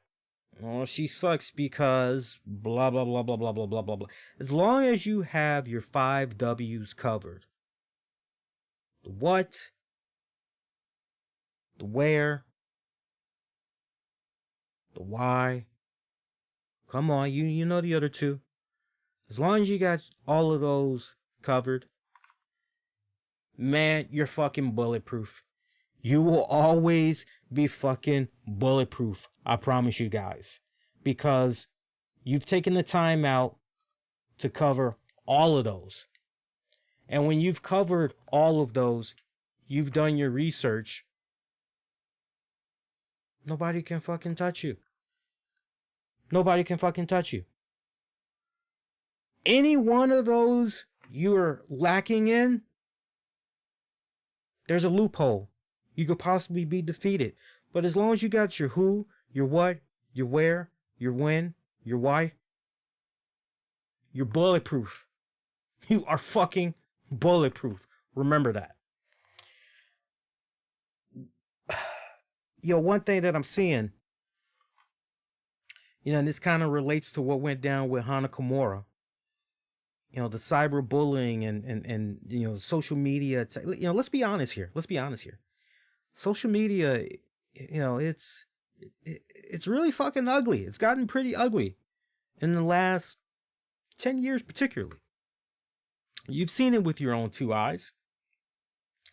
Gone are the days where you could have a simple debate with a friend on Facebook. Politics, religion, sex. Not anymore. Not anymore. Friends are breaking up. Families no longer talking to each other. You voted for who? Oh, you dumb fucking idiot. No wonder you didn't get your stimulus check on time. Look who you voted for. Serves you right. You've seen it with your own 2 eyes. You've heard about it. You've got your own stories that you can share with other people. We're in a day and age right now where, and this question was asked 2 weeks ago. It was on Twitter. I wish I can give the person credit. But they had said, you know, what do you feel has been the most detrimental to pro wrestling as a whole? And I thought about it for a bit. And I said, podcasts and social media. I kept it short and sweet. I didn't elaborate. I said podcast, social media. Podcasts from the standpoint of, yeah, you've got guys like me. You've got my brothers in Soup. You got the Solar Monster. We mean extremely well. And we go in, our hearts are on our sleeves when we're talking about what we're talking about passionately, and we know what the fuck we're talking about. But you got those Tom, Dick, and Harrys that are into their first 6 months or a year, and you know what I'm talking about, and you know they are the ones that's giving the podcast name a black eye. Well, see, this is why you shouldn't take it seriously, because you got motherfuckers like this. But then on the flip side to that, I also looked at social media, because social media I also blamed because it's made everybody an opinion expert. It's made everybody feel as though they have some type of authoritative figure over said topic. And it's brought out the worst in people. You cannot get into a friendly debate with people without somebody stooping so low as to, you know, wanna sit up and make fun of people. Perfect example. I told you guys last week, and Gino and Austie, a couple other people were probably here in the chat when it had went down. But I told you guys last week about what had went down with that one podcaster. And just, you know, what was an honest mistake. I didn't block him intentionally. It was unintentional. It was by accident. And man, I got the fucking riot act on his fucking Twitter timeline. Now, did you see me take to social media and say, oh man, this guy's cyberbullying me. This guy's, you know, this guy. Nah, you know what I said? I said, wait a minute, man. I'm 39 going on 40 here. I'm like, I'm not about games. But this is obviously you know, he may put himself out there as a young adult, but he's acting like a kid right now, especially with the way that, you know, this was all handled. Like, had this young man reached out to me, not like I'm that hard to get a hold of on social media. Hey, what's going on? Hey, I thought I was cool. Let me go ask this cat what's going on here, and you know. Yeah, what? Say what? What went down? Oh man, that was an accident. Okay, let me look into that. I got you. Nah. Buried me like a motherfucker on social media. Now, you know what I did? I took it right to his doorstep. Hey, you know, this is what went down. Hey, that was unintentional. You know, XYZ. You guys that were in the chat room last week, you saw how he tried to pop up, act like, you know, ain't nothing happened, everything was good, and all this other shit. And you saw how I stood my ground and, you know, kept it moving along, whatever. You know, not to throw him under the bus, but it's individuals like him and others. You know, you got individuals, when they don't get their way on social media, all of a sudden, you know, they don't know how to manifest how they're feeling. That at the slightest, what they feel is rejection. All of a sudden, you know, they got to turn that son of a bitch around, and they got to make you be a focal point for all of their hate, for all of their animosity, all of that. All of that. You've seen it with your own two eyes. And it's sad. And, you know, when I hear the poor story about what happened there with Hana Kimura, you know, a lot of people are thinking, you know, victim of cyberbullying. I think to a degree, yes. But like I said, over the weekend, when you look at the pictures and you see how she looks, you go, man, she's beautifully stunning. There's got to be more to the story than cyberbullying. You know, and there is, as my boy Mish had pointed out from Wrestling Soup, you know, she's, you know, multiracial here. I forgot the official race there, but you know, when it's all said and done, you know, yeah, you know, she's Japanese. I think, matter of fact, bear with me a second. I actually got it on the phone because I saved the links so I can go back and read it, because there's actually a link Mish had shared for a documentary. And I can pull it up for you. Bear me, it's Hafu. Yeah, she's Hafu.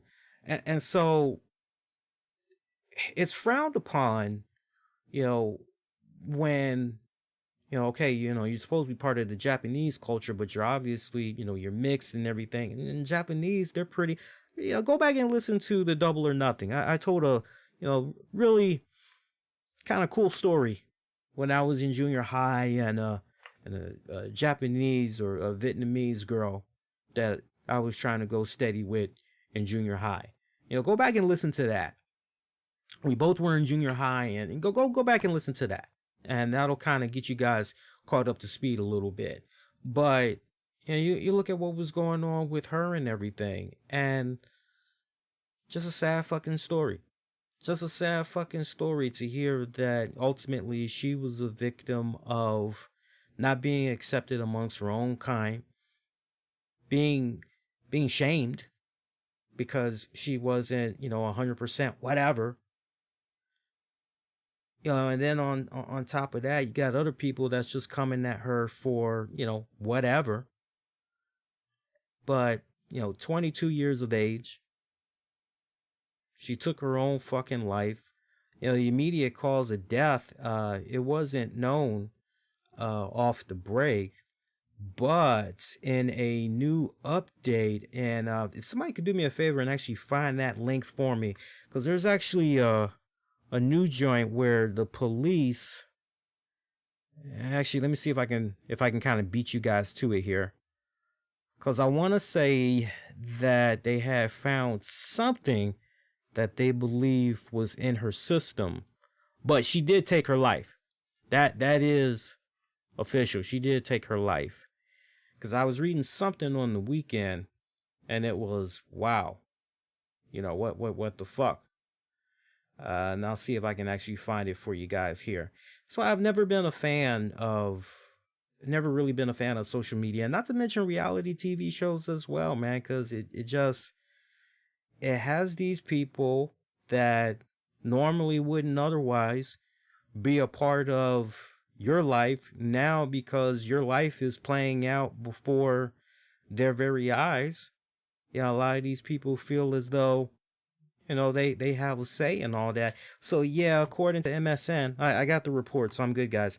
An official cause of death not yet been announced. However, speculation grew Saturday that she had killed herself, and it looks like, I'm trying to see if I could find it. There was some report that I read here. I'm skimming ahead here.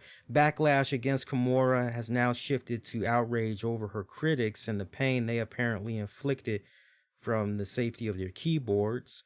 Pro wrestler Adam Paquiti tweeted, "The death of Hana Kimura is an absolute tragedy. I hope this serves as a reminder that interactions on social media can have a serious effect on the mental health of anyone, no matter who they are. Be kind, rest in peace." And if you ask me, something that is a very powerful tool that most people, really don't think twice about, it is social media, because it's very easy for people. You've seen it with your own two eyes. You got people that hide behind fake ass avatars, no avatars, and it's easy for them to say whatever they think they can say, right down to the point they'll hop in a Twitch stream, or they'll go into a YouTube stream, or some stupid ass little shit like that, and they think they can say XYZ, and that's it, because they've got nothing else better to do. They want people to feel whatever it is that they feel, that rejection, or whatever you want to fucking call it. Whatever you want to fucking call it. And sometimes I would say to my girl, man, I wish I could be this age again so that I can, do this. I'll tell you this. I'm glad I'm not a teenager right now. Shout out to our new follower there. What's that? Have you ever had a handyman? What I don't know what the hell that handle read there, but no, seriously, all seriousness. It's all seriousness here. For me, I'm glad that I'm not a teenager or younger than I am right now in this day and age of social media, because I don't think I could bear with it. I don't. I don't. I just don't. I think it would have drove me so crazy. I wouldn't have committed suicide, but I think I just would have. I'm out. Like I'm done. I don't have any, it's too ugly for me. I'm fucking done. There is a lot of coolness with social media when you utilize it right. Can you make friends that you normally wouldn't be able to otherwise? Yes, 1,000 times yes. 1,000 times yes. You learn cool things, every fucking day. Every day you're learning something new. That's the other thing that I love about social media. It's all the news and information in one fucking place. Shit that you normally wouldn't even bother researching or trying to learn about. You're stumbling upon it, and it can just be this fun little rabbit hole that you're going down. I think that shit is awesome on so many levels. But then there is that dark and ugly side. And, I just can't help but think about Mauro Ronaldo and how Mauro Ronaldo, when he saw how toxic social media was starting to become, he just said, fuck this. I'm out of here. He said, fuck this. I'm out of here. He was seeing the comments that were coming in. And it was not for nothing, but it wasn't the first time that Mauro had an issue with some of the things that were being said on social media. Wasn't the first time. But, and about Kimbo Slice, bro, Kimbo Slice died June 6th of 2016. It's nowhere near his anniversary just yet. He was born February 8th. He died June 6th of 2016. We ain't talking about Kimbo Slice. We're talking about Hana Kimura right now. I don't know what you watching. you watching the wrong stream, brother. But no, seriously, I like when we can have a little side banter like this.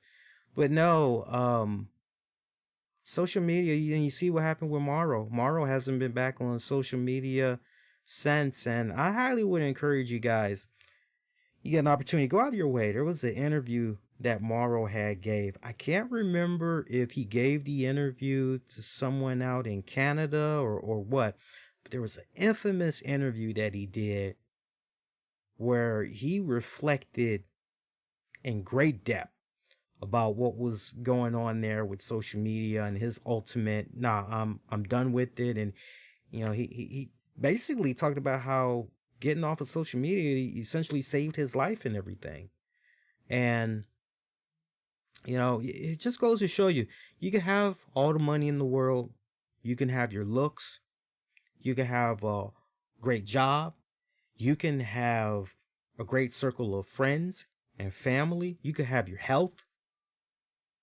But man, all of those things that I just described, all of those things is nothing more than cosmetic. It's about what's in the heart that really counts. And man, if you're constantly looking down on yourself, if you're constantly treating yourself like shit, if you are constantly downplaying yourself, if you are constantly self-depreciating your own value as a human being,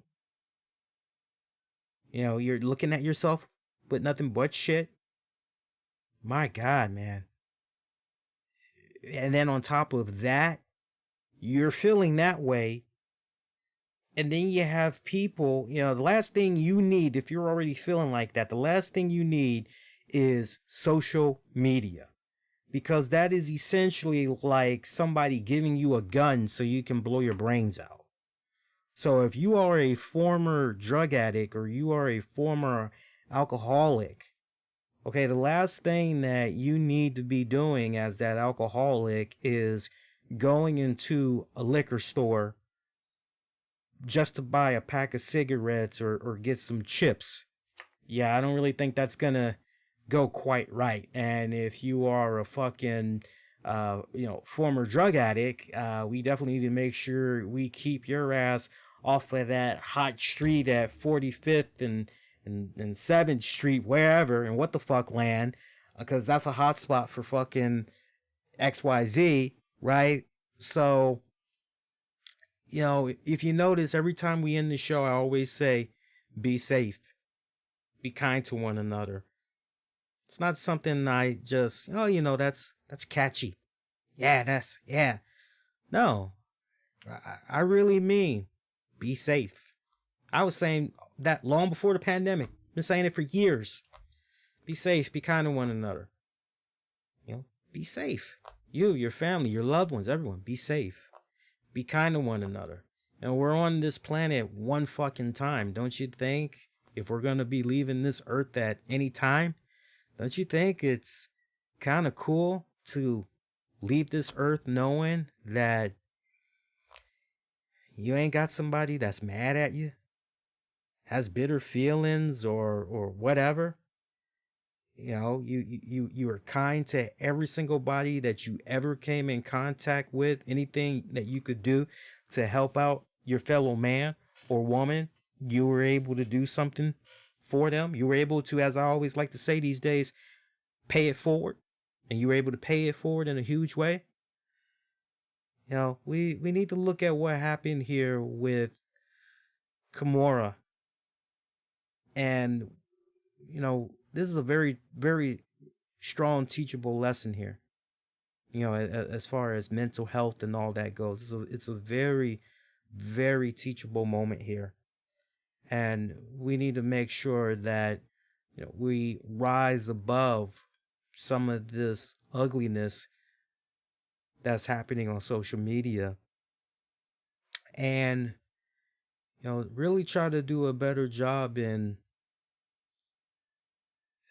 you know, really loving one another, loving yourself first, definitely loving yourself first.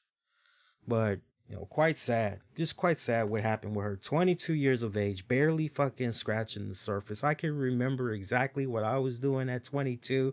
I'm sure those of you that are older can remember what you all were doing at the age of 22.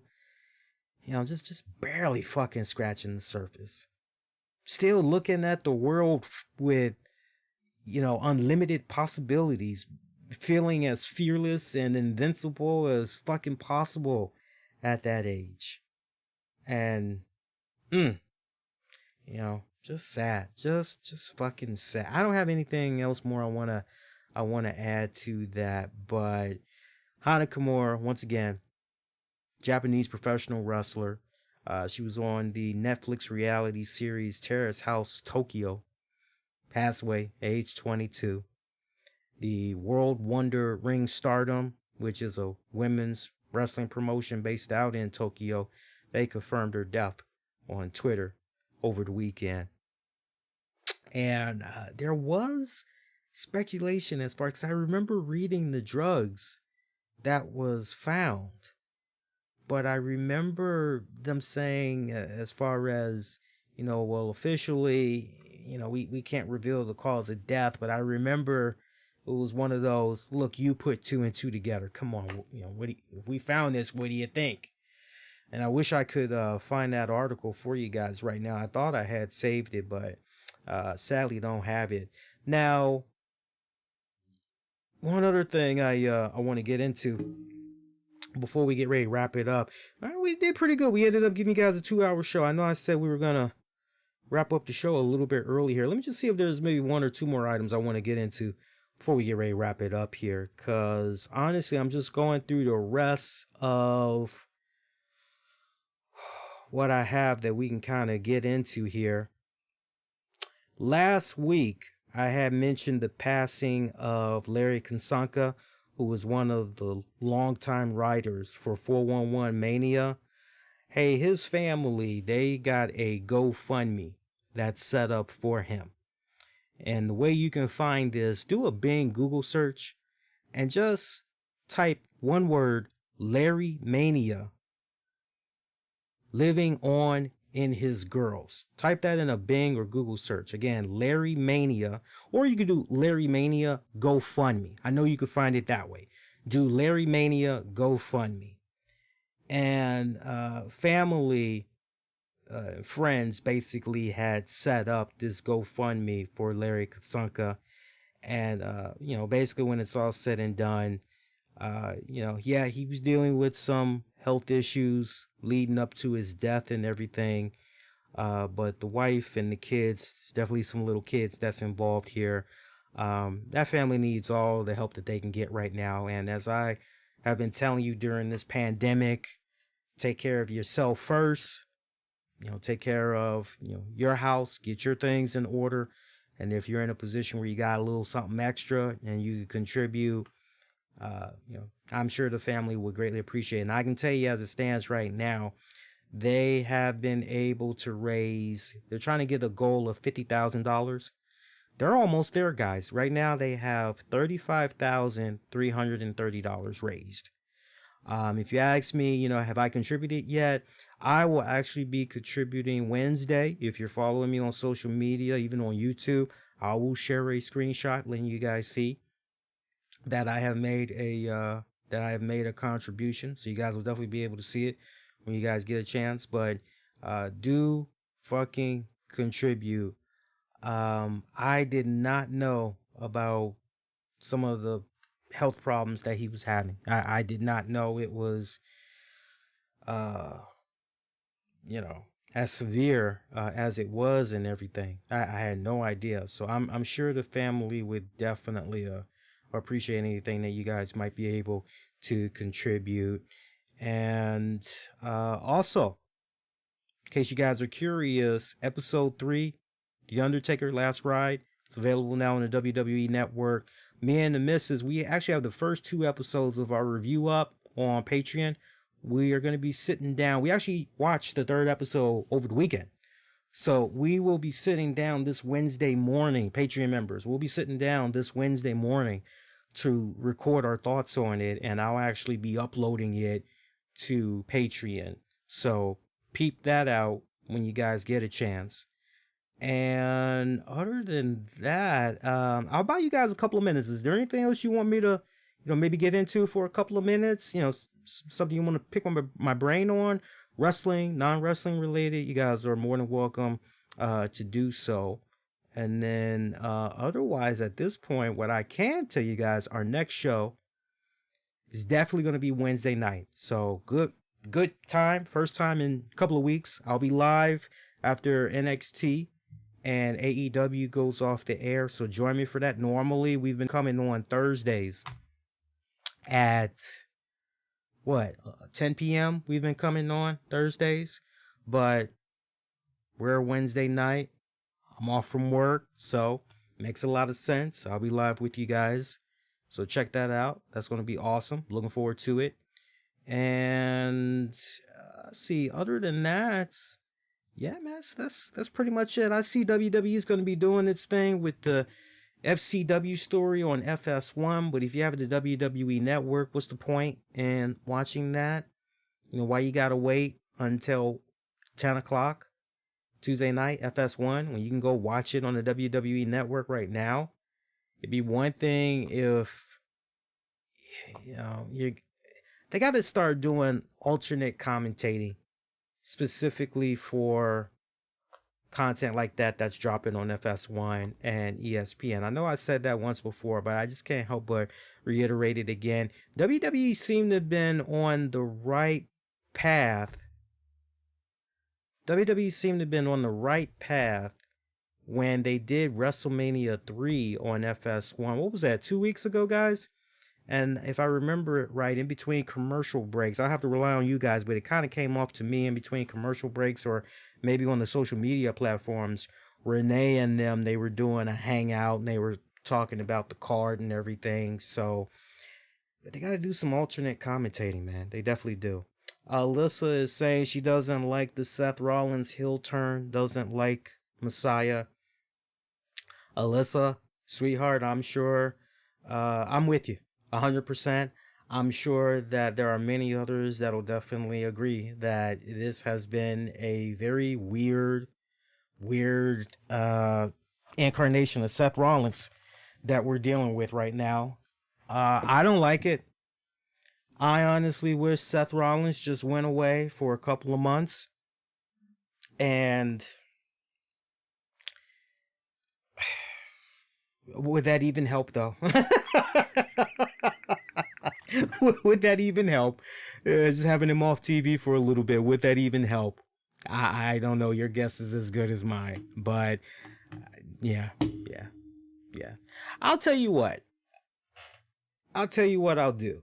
This Wednesday, we'll talk about Seth Rollins a little more. Because I was kind of teasing a little bit how I would so have fucking a lot of fun with this whole Messiah thing.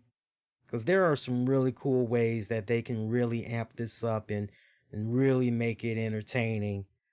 And they're barely scratching the surface. I can see the potential. They just gotta, first, is Seth willing to commit?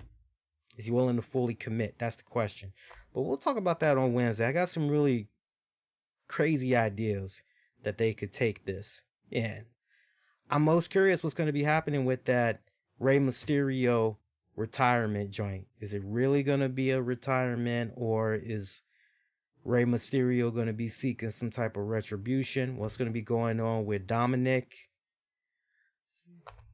You know, your guess is as good as mine. We'll talk a little bit more about that on Wednesday too, because I got some ideas on where that's probably going to be going. But get at me on Twitter, Facebook, Instagram. Use the keywords, the RCWR show. And hey, man, while you're still here, do me a huge favor, especially those of you that's watching via YouTube, hit the like button. The YouTube algorithm, guys, they like when they see those YouTube likes, because it basically helps them go, oh, hey, you like wrestling? Well, check this guy out. He's actually pretty good. So do that. Hit the subscribe, all that jazz. Really means a lot.